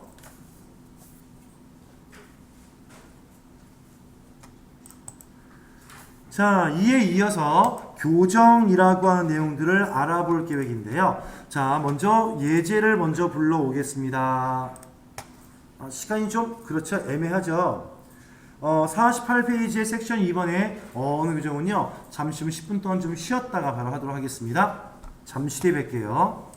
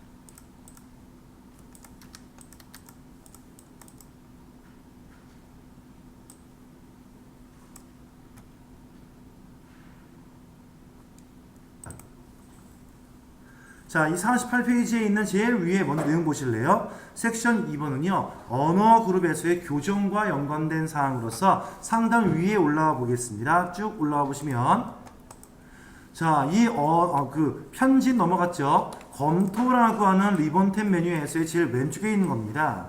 근데 어려운 게 없어요. 왼쪽에 있는 맞춤법 검사 용도 하는 것밖에 없습니다. 걔는 뭘까요? 입력이 되어져 있는 글자, 문장, 단어들 중에서의 혹시 모를 수 있는 단어가 에러가 있는지 없는지를 검사해보고 교정을 수정하기 위한 것으로서 문제 한번 보시면 자, 48페이지 중간 예제 문제 2개 중에서 Q1번입니다. 현재 문서의 1페이지에 있었던 서포트라는 단어를 영어 영국 교정 단어로 설정하랍니다. 이건 뭐 사실 우리가 거의 쓰지 않는 것인데요. 어떤 내용인지 볼게요. 이 글자입니다. 서포트. 영역을 지정해 보세요. 이제 후에 지금 당장 아니겠습니다만 이후에 이 문자, 이 단어에 대해서의 교정본이 이루어졌을 때에 영어는 미국식이 있고 영국식이 여러 나라 있지 않겠습니까? 그 나라 방식에 알맞게끔 스펠링 체크를 하겠다의 말뜻의 등록사항을 주는 거예요. 자, 선택하시고 난 다음에 왼쪽 위에 보시면 여기 있습니다. 맞춤법 및 문법 검사가 있었을 거예요. 잠시만요. 요거 아니에요. 얘는 맞춤법 검사이고요. 등록은 여기에 있습니다. 언어라는 곳에 있어요. 언어에 가시면 교정 언어 설정이 있겠죠. 지금 문제가 뭘까요? 제일 마지막에 나오는 거 보시면 교정 언어 설정하세요이니까요. 언어의 교정 언어 설정합니다. 가시면 현재 지정이 되어 있는 여러 가지 형태 나와 있었을 텐데 그중 누구입니까? 영어는 영어인데 영국식이랍니다. 현재 여기 나와 있는 것은 누군가 아마 한 번쯤은 선택했기 때문에 나온 것이고요. 이 나머지는 몽땅 다 이 아래에 있었을 거예요. 최초에 여기에 없었다면 아래로 쭉 내려가지고 찾는 겁니다. 영어의 항목에 가시면 영국이라고 있을 거예요. 지금처럼 항상 위에 올라와 있지 않습니다. 이렇게 있겠죠. 다 영어권을 쓰고 있는 나라들이네요. 한편 좀 부러운 면이 있어요. 그쵸? 예전에 필리핀으로 여행, 옛날이죠. 지금 이제 코로나기 한참 전이었을 텐데 필리핀으로 여행 갔었을 때였는데 그 나라 사람들은 어렸었을 때부터 두 가지의 언어를 혼용을 합니다. 한 가지는 자기 모국어예요. 따갈로그라고 하는 모국어가 있고요. 영어에 대한 교육을 두 가지를 동시에 어렸었을 때부터 하더라고요. 언어를요. 근데 발음에 차이가 좀 있긴 합니다만 그래도 소통이 충분히 가능할 만큼의 영어 쓰기 때문에 약간 조금 부러운 것도 좀 있었어요. 사실은요. 아무튼 뭐 그렇습니다. 끝이에요. 이게요. 다음 두 번째 문제 보시면요. 현재 문서의 3페이지에 보시겠습니다. 여기는 없지 않을까 싶은데요. 1, 2, 3페이지에 인터랙티브 여기 있네요. 문서 안 불러올게요. 제일 마지막에 3페이지에 보시면 5번 동그라미 항목에 대화식 체계라고 하는 인터랙티브라는 용어가 나와 있었습니다. 영역을 선택하세요.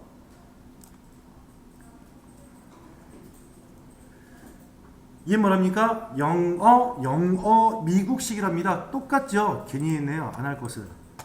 자, 영어 미국입니다. 이렇게 선택하시면 돼요. 만약에 시험 문제에서 이쪽 계열에서의 맞춤법 검사해 주어라 만약에 나왔다면 어디입니까? 맞춤법 검사를 눌러보시면 돼요. 누구나 할 수 있습니다. 하면 시험 문제 이런 식이 나왔었을 거예요. 어디 페이지에 가면은 어떤 단어가 있는데 이 단어를 뭐로 바꾸세요 나온 게 있거든요. 여기에 지금 보시면 나온 것이 바로 그런 식입니다. 자, 여기 보시면 나와 있는 non-structure라고 하는 이 영어가 나와 있는데 이게 진짜 맞느냐? 라고 묻는 거예요. 혹시 이거 아니니? non-structure 아니겠니?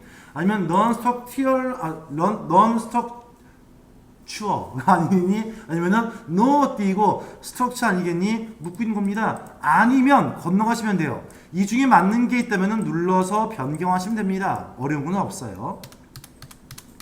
자, 새로운 형태의 문제 한 가지를 불러올 것이 바로 뭐냐면 여기에 메모를 보기 위한 거예요. 메모 한번 알아볼까요?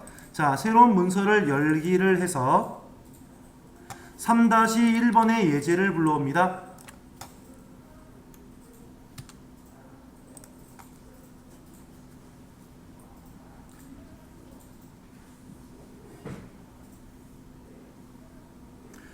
자, 불러왔다면 이 메모된 사항을 볼 것인데요. 자, 먼저 그 문제를 49페이지 제일 위에 있는 문제를 한번 알아보도록 하겠습니다. 자, 볼게요. Q1, 2, 3 문제가 보이는데 첫 번째 문제입니다. 현재 문서 1페이지에 있었던 무선 센서 네트워크 텍스트에다가 네트워크 보안 필요라고 하는 메모를 삽입을 시키랍니다. 어디인지 알아볼까요? 여기죠. 무선 센서 네트워크랍니다. 그 다음에 여기다가 메모를 넣으려고 하시면요. 메모는 두 군데 있었어요. 첫 번째 우리가 지금 보는 것은 검토란 곳에서의 메모이거든요. 한데 여기뿐만이 아니라 넣는 것은 삽입에도 메모가 있었어요. 여기에 와서 해도 관련은 없습니다. 자, 일단 새 메모를 콕 누를게요. 하시면 오른쪽에 뭐가 빠지죠. 빠지면서 위에 보시면은 사용자 이름이 나오는 것인데 유저라고 있지 않습니까? 혹시 여러분들 중에서 개인적으로 이용하시는 컴퓨터에 보시면요, 사용자 설정해 주어서 여러분들 이름을 넣는 경우도 있잖아요. 그 이름이 여기 나오는 거예요. 지금 제가 쓰는 이 컴퓨터는요, 유저, 아무런 사람의 이름이 지정이 안 돼 있기 때문에 지금 나온 것이고요. 뭐라고 쓰랍니까? 네트워크 보안 필요 라고 입력을 넣어줍니다. 아니, 이 메모가 뭐가 필요합니까? 라고 얘기할 수가 있어요. 그렇죠? 저는 실제로 쓰고 있는 활용 용도를 보시면요, 두 가지 용도를 쓰고 있어요. 첫 번째, MS 워드 문서 작성하지 않습니다만 쓰고 있다고 한다면 이 기능을 이렇게 쓸 것 같습니다. 공유하고 있는 문서인 거예요. 이 문서를 수정하고 있는 것이 나만 수정하지 않고요, 다른 사람들도 공유하고 있는 것입니다. 한데 그 두 사람 다 편집이나 수정하고 있다면 누가 마지막으로 어떤 걸 작성했는지를 알 수가 없겠죠. 없기 때문에 여기다 쓰는 겁니다. 몇 월 며칠 몇 시 몇 분 정도 때에 누가 어떤 내용 고침, 무슨 이유 때문에 고쳤다 라고 적어놓으면 다른 사람이 이 문서 고쳤을 때에 이것이 저 사람이 알맞게 고쳤구나 인 것을 알아볼 수가 있겠죠. 그쵸? 이런 상황에서의 메모가 좀 필요한 것입니다. 자, 그리고 또 한 가지가 있어요. 바로 뭐냐면 저희가 이용하고 있는 문서 내에서는 이렇게 쓰고 있습니다. 저희는 실업자 훈련을 통해 주어서 취업자들을 양성하기 위한 훈련하고 있는 교육기관이에요. 한데 이 실업자분들에게 최초에 있는 교육을 하고 난 다음에 끝마칠 때쯤 되어지면 뭐하냐면요, 이력서, 자기소개서, 직무이설서를 작성하게 만듭니다. 한 다음에 아래 1층에 있는 취업지원팀에 있는 3명의 직원이 훈련하고 있는 모든 분들의 이력서와 자기소개서를 검토를 해줘요. 그러면 그 사람들이 작가가 아닌데 어떻게 그 사람의 자기소개를 다 쓸 수 있겠습니까? 써가지고 온 거에 대해서의 이렇게 멘트를 달아줘요. 여기부터 여기까지의 문장은 이렇게 쓰시는 게 어떨까요? 여기부터 여기까지의 문장은 이런 내용이 있으면 좋겠습니다 라는 멘트에 여러분들 다룰 수 있겠죠. 그럴 때 활용하고 있는 것이 메모이기도 합니다. 자, 나머지 문제를 보실게요. 자, 페이지 2페이지에 보세요. 메모가 있나 없죠. 자, 불러올게요. 자, 현재 문서에서 3-2번의 문제를 예제를 불러오겠습니다.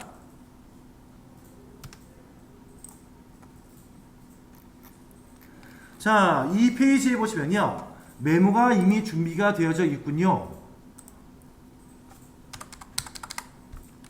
그쵸? 준비되어 있는데 이 페이지 메모에다가 캡션 삽입이라고 하는 텍스트로 뭐 하랍니까? 회신이네요. 여기 보시면 이 문서는 A하고 B하고 C가 지금 공유하는 문서인데 이 문서를 주로 쓰는 팀장이 A라 칩시다. A예요. 그러면 A라는 사람의 팀장이 여기다 적어줬습니다. 여기에서의 예부터 여기까지 하는 내용들을 이렇게 수정해 주세요 하면서 B에게 요구합니다. 그럼 B는 그 내용을 봤다면 네, 수정하겠습니다 라는 이 메모에 회신을 할 수 있겠죠. 일명 댓글입니다. 오른쪽에 보시면 나와 있는 네모점 보이실 거예요. 클릭을 뿅 하시고 난 다음에 아래에다가 씁니다. 뭐라고요? 캡션 삽입.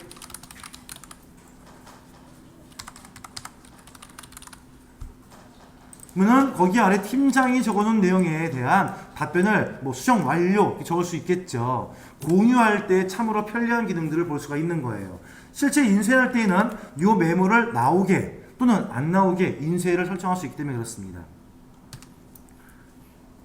그 다음에 Q 세 번째 문제를 가기 위해서 3-3번의 예제를 불러올게요.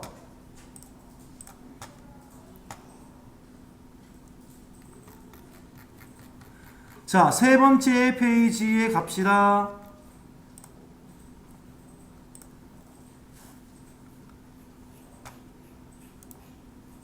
자, 페이지 보시면 여기에 있는 이 메모에 대해서 문제 뭐랍니까? 완료 처리하래요. 즉 여기에 대한 사항들이 이제 더 이상 메모는 필요가 없다. 완성을 다 지었다. 여기다가 뭐뭐 넣어줘라 했다면은 수정한 사람이 이것을 완료 지을 수 있겠죠. 우클릭해 보세요. 해보시면 메모 완료로 표시 보이시나요? 있죠? 클릭 하시면은 반투명 되어지죠. 이 말은 무엇입니까? 누군가 해놨던 내용에 대해서의 이 내용들은 완성을 했다라는 말 뜻이겠죠. 이런 상황에서의 메모에 대한 사항들을 구성을 지을 수가 있습니다. 마지막 하나 있어요. 예를 들어 주어서 메모 문제에서 잘났던 것 중에 한 가지 바로 뭐냐면 삭제 문제입니다. 자, 현재 저는 여기 메뉴 한 가지를 선택했습니다. 삭제에 대한 문제 나섰을 때 상단 위에 올라가시면은 삭제 선택했던 거 한 가지만 지우시겠습니까? 이 전체 문서에 있는 모든 메모를 지우시겠습니까? 선택할 수 있겠죠. 어려운 사항들은 없습니다.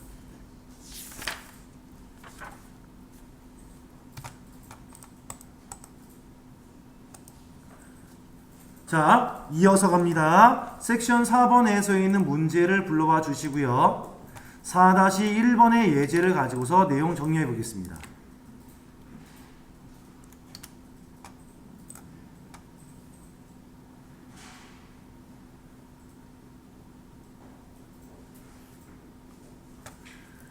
자, 이 네 번째 섹션에서 나왔었던 추적과 비교말은 뭐냐면요. 이런 상황이 있어요. 아까 우리가 문서가 공유가 되기 때문에 너희들은 더 이상 이 문서를 손대지 마라고 하면서 추정본 표시 있었습니다. 또 문서 공유다 보니까 서로서로의 작업에 대한 순서를 정하기 위해서 메모를 통해 주어서 자기가 했던 작업들을 남겨놓을 수도 지시를 줄 수 있었겠지요. 한데 이렇게 했다고 한들 만약에 실수했던 항목이 있다고 치겠습니다. 예를 들어서 하나의 문서 있었어요. 팀장 A가 관리합니다. 근데 이 문서를 B가 C가 같이 수정 편집 중이랍니다. 근데 오늘 보니까 팀장이 보니까 여기에 있는 문서가 완전 잘못되어 있는 겁니다. 화가 머리까지 올랐던 A 팀장은 야 이거 누가 수정했어? 야 이거 수정 잘못해갖고 사장님한테 깨지고 왔잖아! 막 얘기하는 겁니다. 너무나 떨린 나머지 B가 수정을 했음에도 불구하고 B는 거짓말합니다. 제가 안 했는데요? 라고 할 수 있었습니다. 그러면 C 네가 했냐? 전 몰라요. 어떻게 제가 알겠습니까? 막 발뺌 냅니다. 이거 누가 한 거야? 내 차 안에서 어떻게 했는지 뭐 하겠다고 하겠죠. 어떻게 저질 거에 걸려? 참고법이 여기에 있어요. 보시면 자 검토에 올라가시면요. 변경 내용 추적이라고 있어요. 여기에서 추적이란 단추를 쿡 눌러주시면 지금 이후에서부터 나뿐만 아니라 이 문서를 볼 수 있고 편집할 수 있는 모든 이용자들이 수정이나 편집을 썼을 때의 기록을 가지고 있는 거예요. 담고 있다가 그 내용이 편집된 것을 어떻게 합니까? 보는 겁니다. 아, 여기에 편집된 사항은 삭제가 된 것인데 언제 누가 했다? 여기에 있는 것은 누가 새롭게 끼워 넣어줬던 삽입했던 것이었는데 언제 누가 했다? 이런 것들을 표시할 수 있도록 도와주기 위한 등을 추적이라고 얘기할 수가 있는 것입니다. 자, 먼저 49페이지의 하단 아래쪽에 있는 내용의 문제를 보시겠습니다. 자, 먼저 4-1번 문제 불러갖고 왔고요. 문서의 변경 내용을 추가할 수 있게끔 다음에 같은 문서의 내용을 변경을 해보랍니다. 첫 번째 보시면 나와 있습니다. 문서에서 처음 나오는 4세대 언어 오른쪽에 First Generation Language라는 글자를 입력해 보랍니다. 넣어볼게요. 4세대가 어디죠? 여기 있죠. 오른쪽에다가 괄호 열고 입력해 보겠습니다. First Generation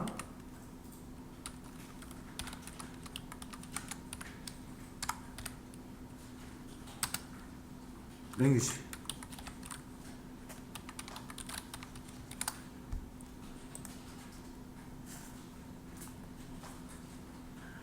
아이쿠야 죄송합니다. 얘 안 누르고 했어요. 자, 지금부터 추적을 합니다 라고 하는 신호를 줘야겠죠. 상단 위에 보시면 나와있던 변경 내용 추적을 눌러주시고 난 다음에 입력을 하세요.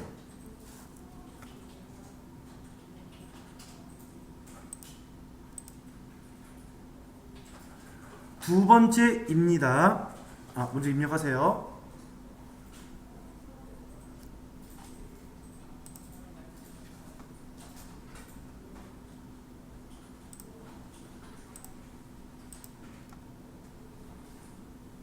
자, 두 번째입니다. 프로그래밍 언어 제목 텍스트를 요거지요. 글꼴을 휴먼 예체로 하랍니다. 홈 탭 메뉴에 가셔서 휴먼 예체를 골라오셔야겠죠.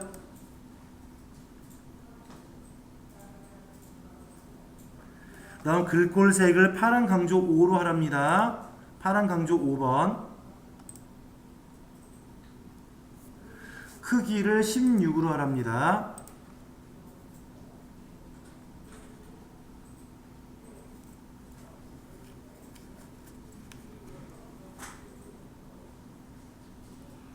세 번째 문항 보시면 이 페이지에 가보세요. 가보시면 목적 프로그램이라고 하는 텍스트를 삭제하랍니다. 여기에 있죠. 제일 마지막 언어 변환 프로그램에서의 괄호 안에 목적 프로그램 괄호까지를 삭제하랍니다.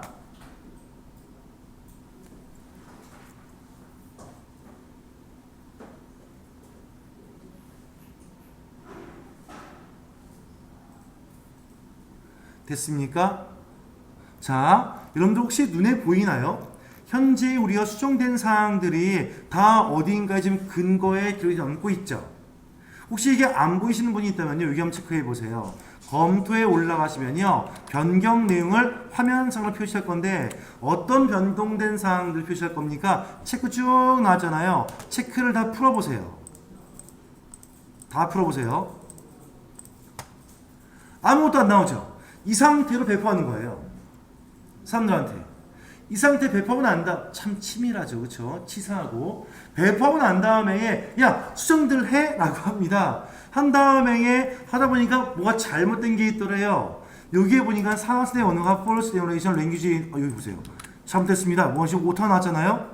해서 이대로 올라갔는데 사장님이 저한테 막 혼냈습니다. 야, 너 영어도 모르냐? 랭귀지가 왜 여기에 U자지 왜 I자냐 하면서 욕할 일이 아닌데 가정에서입니다. 막 올라갑니다. 욕을 듣고 왔던 부장님, 팀장님께서는 내려와서 사원들에게 얘기하죠. 야, 이거 누가 고쳤어? 라고 합니다. A는 얘기합니다. 저 아닌데요. B 얘기합니다. 전 몰라요. C, 전 영어를 사실 모릅니다. 라고 얘기했답니다. 그래, 밝혀내겠어. 하는 다음에 이 사람은 치밀하게도 변경 내용 추적을 눌러주고 난 다음에 문서를 배포했었고요. 그 이후에 모든 변동된 사항들을 보는데 어떻게 했느냐? 뿅! 눌러보니까 메모 변동된 게 없어요. 잉크, 다음에 삽입 및 삭제, 그 다음에 나와 있는 내용 보시면 서식 나왔잖아요. 하다가 보니까 나와 있는 내용 보니까 어떻습니까? 여기에 이렇게 변동된 사항을 볼 수가 있겠죠. 좀 더 자세히 보시면 여기에서 누가 있는지를 알고 있지만 보세요. 이 사항 누가 고쳤습니까? 지금 고친 거 아니에요, 제가요. 다른 사람이 고쳤다면은 여기에 이렇게 빠져서 내용이 나왔을 겁니다. 어떤 사용자가 어떻게 고쳤다가 나왔을 거예요. 지금 이것은 내 문서를 내가 했기 때문에 안 나온 거죠. 어떤 건지 아시겠죠? 이런 식으로 추적을 하는 겁니다.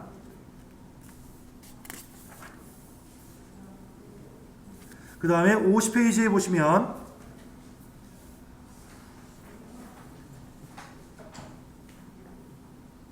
제일 위에 Q2번 문제 연이어서 하는 거예요. 지금 우리가 한 겁니다. 현재 문서에서 서식 변경된 것을 제외한 모든 변동된 사항이 표시할 수 있게 나오랍니다. 그러면요. 여기 표시에서의 누구를 제외해야 할까요? 서식은 제외하라 했거든요. 얘는 제외해버린다면 남아있는 몇 가지만 나오겠죠. 자, 그러면 현재 보실래요? 이렇게 변동된 사항들을 계속 쌓아가진 않아요. 현재까지 변동된 사항 체크해 보니까 잘 맞는 것 같더랍니다. 그러면 얘까지는 어떻게 할까요? 완성된 거야 라면서 적용을 눌러서 추적해서 얘까지는 빼는 게 있어요. 그게 바로 뭐냐? 세 번째 문제예요. 세 번째 보시면 요거 말고 네 번째입니다. 죄송합니다. 2번의 마지막이에요. 2번의 마지막 문제에 보시면 이렇게 표시할 수 있도록 설정하시고 표시된 모든 내용들은 올바른 것 같다. 적용을 하겠다. 여기에 표시에서 사라지게 할 거야 라는 명령을 줍니다. 어디에서입니까? 오른쪽 적용입니다. 지금 화면상으로 표시가 되고 있는 모든 것들은 어떻게 해주어라? 적용을 해주어라. 이죠? 근데 아니 보세요. 맞죠? 표시된 내용 모두 적용이니까요. 쿡 눌러버리면요. 표식이 사라지죠. 이건 뭡니까? 인정됐다는 말 뜻인 거예요. 변동된 사항이요. Q 세 번째 문제입니다. 그대로 갈게요. 변경 내용을 추적을 해제하지 못하게끔 아무 없이 설정하세요. 자, 이런 경우입니다. 이제 알아버린 거예요.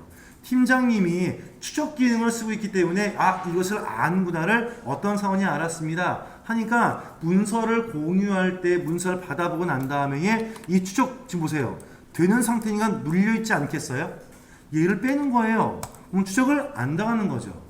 그런데 이거에 한수 높았던 부장님, 팀장님께서는요, 이것들 봐라, 이걸 뺄 수가 있겠네 라고 하면서 눌러주고 난 다음에 잠금 장치를 걸어버린 겁니다. 이게 바로 암호예요. 세 번째는 문제 바로 요거입니다. 해서 안에 잠금 장치를 꾹 눌러서 암호는 없이 설정을 합니다. 암호 없는데 설정이 될까요? 되긴 되겠지만 확인 누르면 여기에 설정 단추가 아예 눌려지지 않아요. 암호를 모르면. 그렇죠?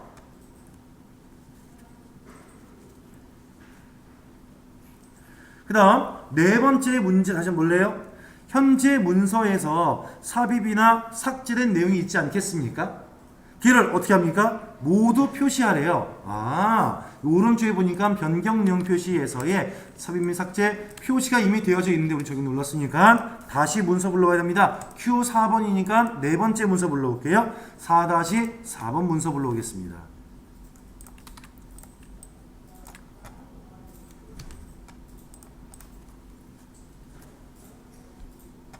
4-4의 문서를 불러갖고 와서 상단에 보시면 검토 표시를 할 건데 이미 표시되고 있군요. 삽입이나 삭제했던 내역들을 표시하려 돼 있었잖아요. 그쵸? 표시 이미 되어 있는 것 같습니다. 나와 있네요. 여기 보시면요. 그쵸? 나와 있습니다. 그냥 나온 것은 삽입. 얘는 뭡니까? 삭제했던 내역들을 말한다의 말뜻이에요. 얘네들을 화면상에 표시했죠? 적용을 하랍니다. 상단 위에 적용 단추 눌러주어서 변경된 사항을 모두 어떻게 할까요? 표시를 누르시면 되겠죠. 이런 식인 겁니다. 그러면 색깔 다 빠졌죠? 일반 문서로 인정한다 말 뜻이겠죠.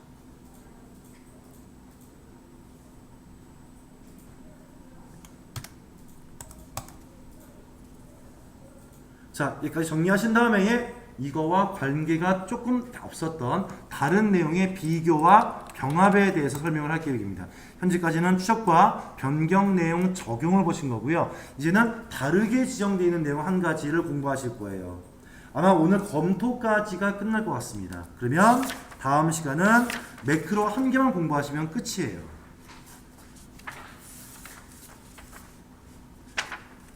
자, 정리됐으면 갈게요. 여기 나와 있는 비교와 병합이 뭐냐예요. 우리가 문서를 만들다 보면 하나의 문서를 가지고서 똑같이 두 개, 세 개가 만들어질 때가 있습니다. 근데 이 여러 가지의 문서가 하나의 문서 만들어진 건데 누가 맞는 누가 맞지 않는지를 알 수가 없겠죠. 두 개를 비교해 볼 거예요. 비교해 보니까 여기에 있는 내용과 이 내용들을 이렇게 합치게 해주면은 지금 마지막에 문서로 한 개만 남기면 되겠구나 라고 할 수 있단 말입니다. 이게 바로 뭐냐? 비교와 병합이에요. 이 두 가지의 의미는 달랐던 두 개, 아니요, 흡사한데 약간의 달랐던 문서 형태를 비교해봐서 최종본으로 어떤 문서를 남기시겠습니까? 두 개를 완전히 합치시겠습니까? 에 대한 문서의 합병을 하기 위한 것이 목적인 것인데요. 자, 먼저 한번 알아볼까요? 문제를 통해서 Q5번의 문제를 불러와 보겠습니다. 자, 문제 예제를 이용해 주어서 찾아보기 누르신 다음에 4-5번의 예제 불러올게요.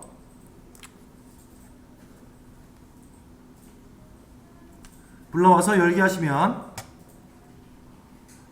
자, 이런 식의 문서 한 가지가 만들어졌답니다. 만들어진 다음에 문제 5번 좀 길어요. 차근차근 끊어갑니다. 자, 보세요. 현재 문서를 원본 문서합니다. 현재 문서가 뭐예요? 4-5번 문서이겠죠. 이게 원본이에요, 지금. 이게 원본입니다. 한데 수정된 게 있는지 없는지 모르겠지만 이거하고 또 한 가지 문서 한 가지를 비교한 다음 병합을 할 건데 그 또 하나의 문서는요, 첨부 폴더에 있는 병합 문서라고 하나 있대요.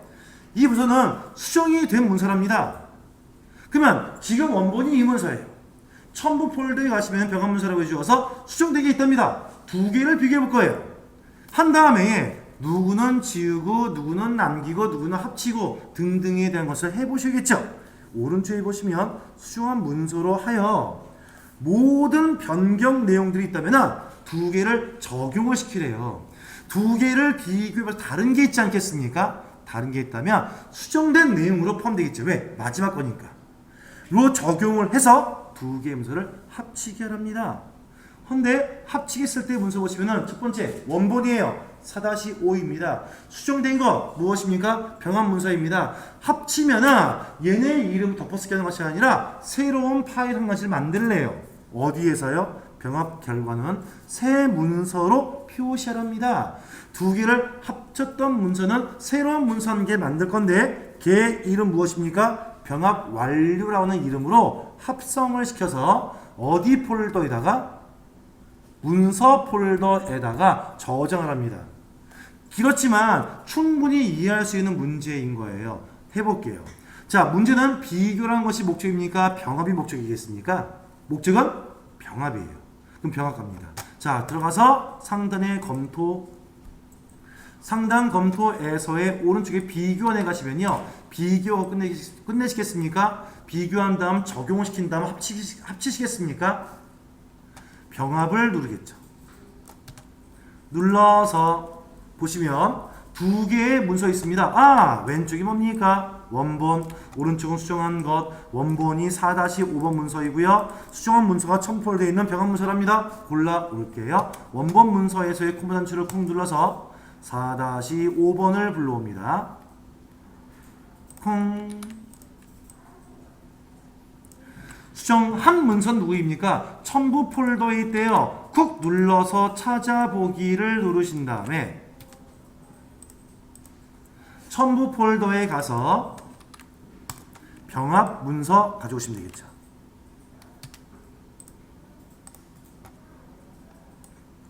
근데 뭐 좀 심심합니다. 왼쪽 아래에 자세히를 잘 눌러보시면요. 가장 중요한 게 여기에 있어요. 두 개를 비교를 해봐서 다른 게 있고 같은 게 있지 않겠습니까? 어쨌든 합치기 할 건데 합쳤던 내용을 원본 문서에 덮어쓰기 아니요. 수정한 문서에 덮어쓰기 아니요. 새로운 문서 한 가지 만든답니다. 그게 여기에 있어요 지금요.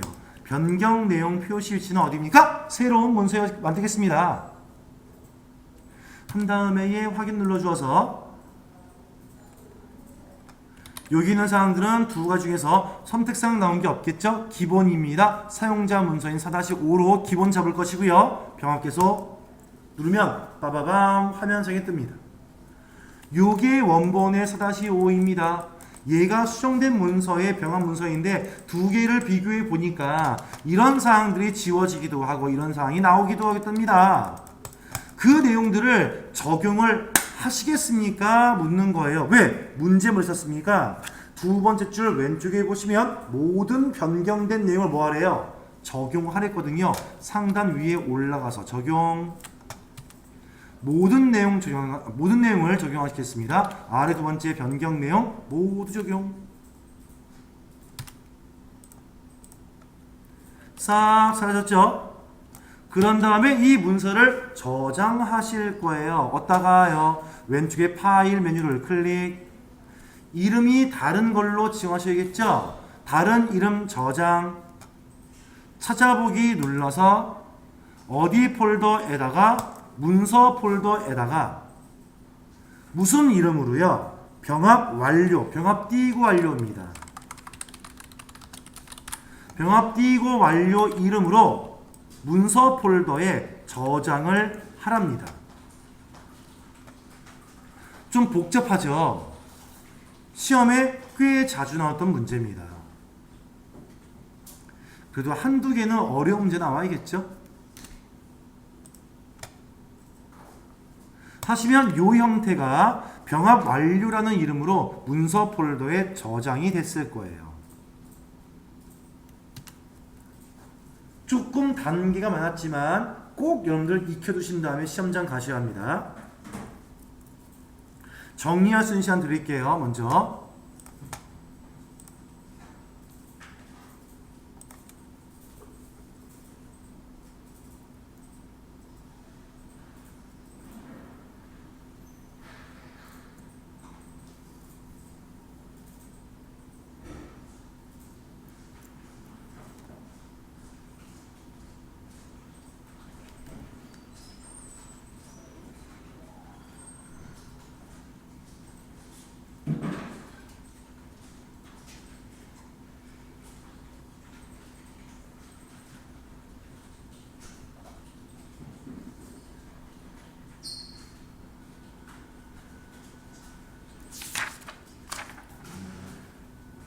자, 정리를 해주시고요.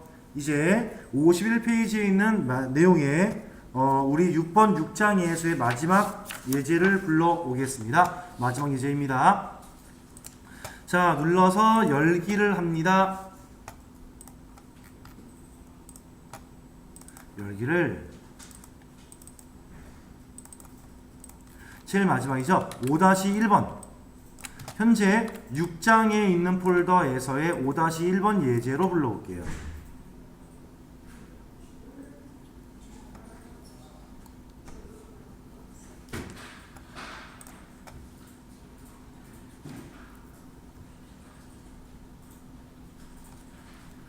자, 이는 뭘 하기 위한 것이냐면요. 잘 보세요. 현재 이 항목의 이름은요. 편집 제한이라고 합니다. 말뜻이 뭘까요? 편집은 수정이나 삭제, 삽입과 같은 내용들을 하기 위한 것을 편집을 하는 것이겠죠. 서식에서의 모양을 바꾸는 것도 편집을 할 수 있는 것입니다. 한데 이런 서식에서의 모양 바꾸기, 크기 바꾸기, 삭제, 삽입 같은 것을요. 제한을 시키는 거예요. 한데 모두 제한시킬 수도 있었습니다만 일부의 내용만 제한시킬 수도 있는 내용들을 보여주기 위한 것입니다. 그것이 여기에 있어요. 상단 메뉴에 올라가시면 검토 메뉴 안에서의 오른쪽에 보시면요. 편집 제한이라고 보이실 겁니다. 얘를 쿵 눌러보시면 오른쪽에 세 가지 형태가 보일 텐데요. 첫 번째는 뭘까요? 서식 제한입니다. 이게 뭐냐면 빨갛게 해, 크게 해, 작게 해 등등을 말하는 것이겠죠. 걔네들을 제한짓기 위한 것이고요. 두 번째 편집 제한은 무엇이냐면요. 이런 것들입니다. 편집 제한은요. 내용을 입력해 삽입이야. 이 내용을 삭제할 거야. 얘를 이동시킬 거야. 이런 사항들의 제한사항을 말하는 것이에요. 한데 무조건 제한시키면 안 되는 경우가 있습니다. 예를 들어 보실래요? 우리가 여러분들 웹페이지에서의 내용을 좀 만들어서 시켰습니다. 만들었는데 이 웹페이지 모양에서의 여기에 성명을 넣으랍니다. 네모칸 박스예요. 그 다음에 주민번호를 입력하랍니다. 박스 대시 박스입니다. 연락처를 입력하랍니다. 박스 대시 박스 대시 박스입니다. 이런 식으로 이런 우리 이제 양식이라고 하는 것인데요. 네모칸 박스에 글자 입력할 거 아니겠어요? 한데 여기다가 이 문서를 A라고 하고요. 너 이 문서 A에다가는 이 글씨는 지우면 돼요, 안 돼요, 사용자가? 안 되는 거죠. 이 글씨에다가 더 넣으면 돼요. 성 사이에다가 글자를 넣어주고 하면 안 될 거 아니겠어요. 그쵸? 그러면 여기 있는 문서는 편집하지 마. 글자를 뺄 수도 넣을 수도 없게 이런 상자도 지우지 못하게끔 하면 안 돼. 하니까 여기다가 편집 제한이라는 것을 걸어줘 버리는 거예요. A에다가요. 그러면 사용자가 여기에 입력을 넣었을 때 실수로 이 상자를 지우지 못하겠죠. 왜? 편집 제한이니까. 한데 입력은 될까요? 입력도 안 될걸요. 왜? 편집 제한에서는 편집은 삽입도 되는 거란 말이에요. 입력도 안 되지 않겠냐 싶은 겁니다. 이럴 때에 뭐 하느냐? 편집 제한을 걸어주긴 걸어주는데 양식 너 한 가지만큼은 내가 제한사항을 풀어줄게요. 그러면 여기에 있는 글자는 건들지 못해요. 하지만 양식에서의 제한사항은 풀었기 때문에 여기에 글자 입력만은 가능할 수가 있어요. 이런 사항을 보여주기 바로 뭡니까? 이거예요. 편집 제한을 걸어준다. 하지만 너희들은 내가 허용해 줄게. 어떤 것을요? 변경 내용을 메모는 허용해 줄게. 양식 안에 글자를 채우는 것을 내가 허용해 주겠다. 인 겁니다. 그런 다음에 모든 선택을 넣어 두시고서는 나 이제부터 나머진 다 제한을 걸어버릴 거야. 보호할 거야. 아래 단추를 콩 누르시면 끝인 거예요. 그런 식의 문제가 51페이지에 있는 겁니다. 51페이지에 보시면 Q 1번 문제 보세요. 서식을 선택한 스타일로 제한을 시킬 것입니다. 제한을 시킬 거랍니다. 어디에 오실래요? 편집 제한을 쿵 눌러보시면 오른쪽에 서식이랍니다. 그런데 뭐랍니까? 서식을 선택한 스타일로 제한을 시키겠다. 한 다음에 얘 뭐랍니까? 보호하랍니다. 그러면 체크 한번 해보세요. 한 다음에 아래에 보호를 적용합니다. 눌러보실게요. 암호를 붙고 있죠? 암호 지금 주는 게 있습니까? 없습니까? 없어요. 그냥 넘기시면 됩니다. 확인. 이렇게 하시면 모스 시험장 내에서의 이 문제 끝이에요. 근데 우리는 궁금해. 이 의미가 무엇인지 알아보고 싶었습니다. 홈 탭 메뉴 한번 가보실래요? 보시면요. 이 위쪽에 보세요. 활성화되어져 있는 것이 하나도 있습니까? 없습니까? 없어요. 서식, 글자 모양, 크기, 색깔을 제한시킨 거예요. 변경할 수 없게. 어떤 건지 아시겠죠? 이제 그러니까 여기를 잡아주어서 글자 크기 변경하고 싶은데 안 되는 거예요. 자, 문서 불러옵니다. 새로운 열기를 통해서 이번에는 5-2번의 예제를 불러올게요. 잠시만요.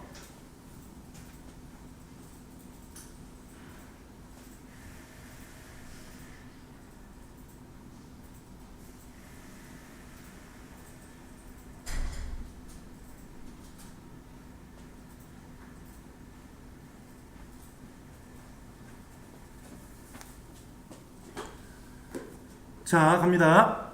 5-2번의 예제를 불러오신 다음에 Q2번에 있는 문제를 보실게요.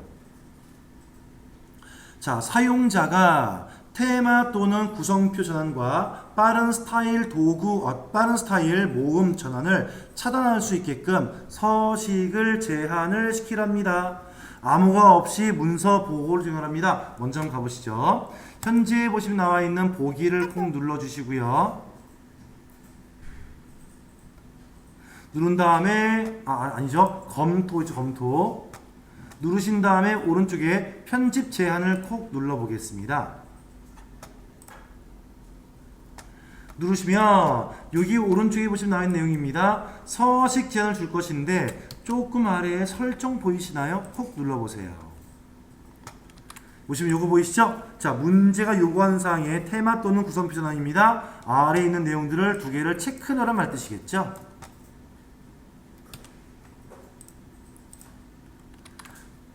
테마 또는 구성표, 빠른 스타일 모음 전환, 차단을 시킬 수 있게끔 하랍니다. 해서 확인을 누르시고 서식 제한 누르시는 거죠. 그런 다음에 보호를 누르겠습니다. 그러면 끝. 아무 없어요.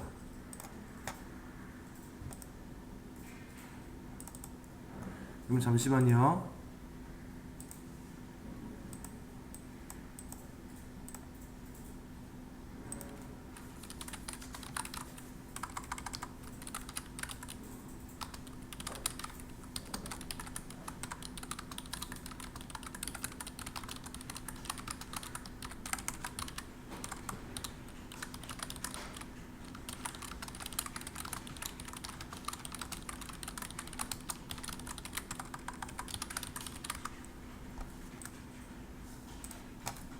됐습니다. 자, 이제 세 번째에 보시면 나와 있는 내용 좀 보실게요. 세 번째를 불러오는데요. 찾아보기에 마지막 문제입니다. 5-3번을 불러오실게요.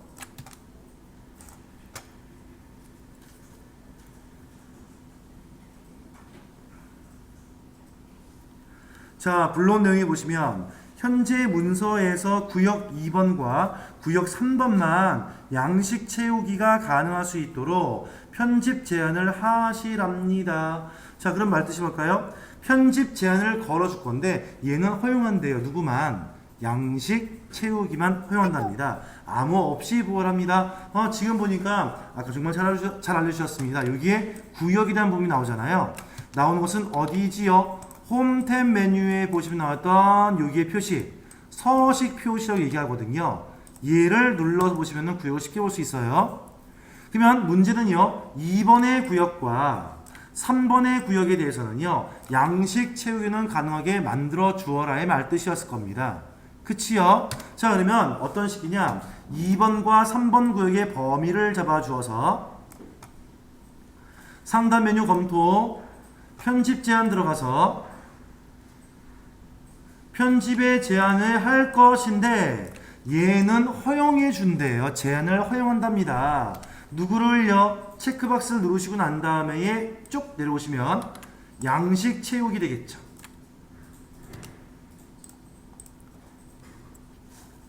한 다음 아래 보시면 구역 선택도 나와 있었습니다. 자, 보호된 구역은 뭡니까? 1, 2, 3, 4, 5인데 문제 많은 것은 무엇이었을까요? 2번 구역과 3번 구역만 양식 채우기를 가능하게 하랍니다. 2번, 3번은 빼줘야겠죠. 확인. 끝. 처음에 영역을 지정할 필요가 없었겠네요. 그리고 문서 보호를 시작하시면 되겠죠.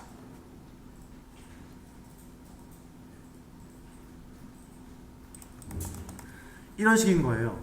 뭐 우리가 사실 그다지 많이 쓰는 기능은 아니어서 제가 모스 문제 풀이 용도로만 썼습니다만 그렇게 중요한 문제는 아니기 때문에 문제 풀이하는 정도까지만 보시면 될 것 같아요.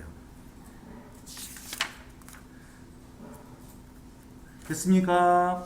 자, 저희는 다음 주 토요일 날짜 때에 매크로가 포함되어 있었던 이 개발 도구 한 가지만 하면 MS 워드는 크게 문제가 없어요. 근데 혹여라도 이번 주에 나는 여러분들은 MS 워드에 대한 시험을 보고 싶다라고 할 수 있지 않겠습니까? 여러분 제가 이건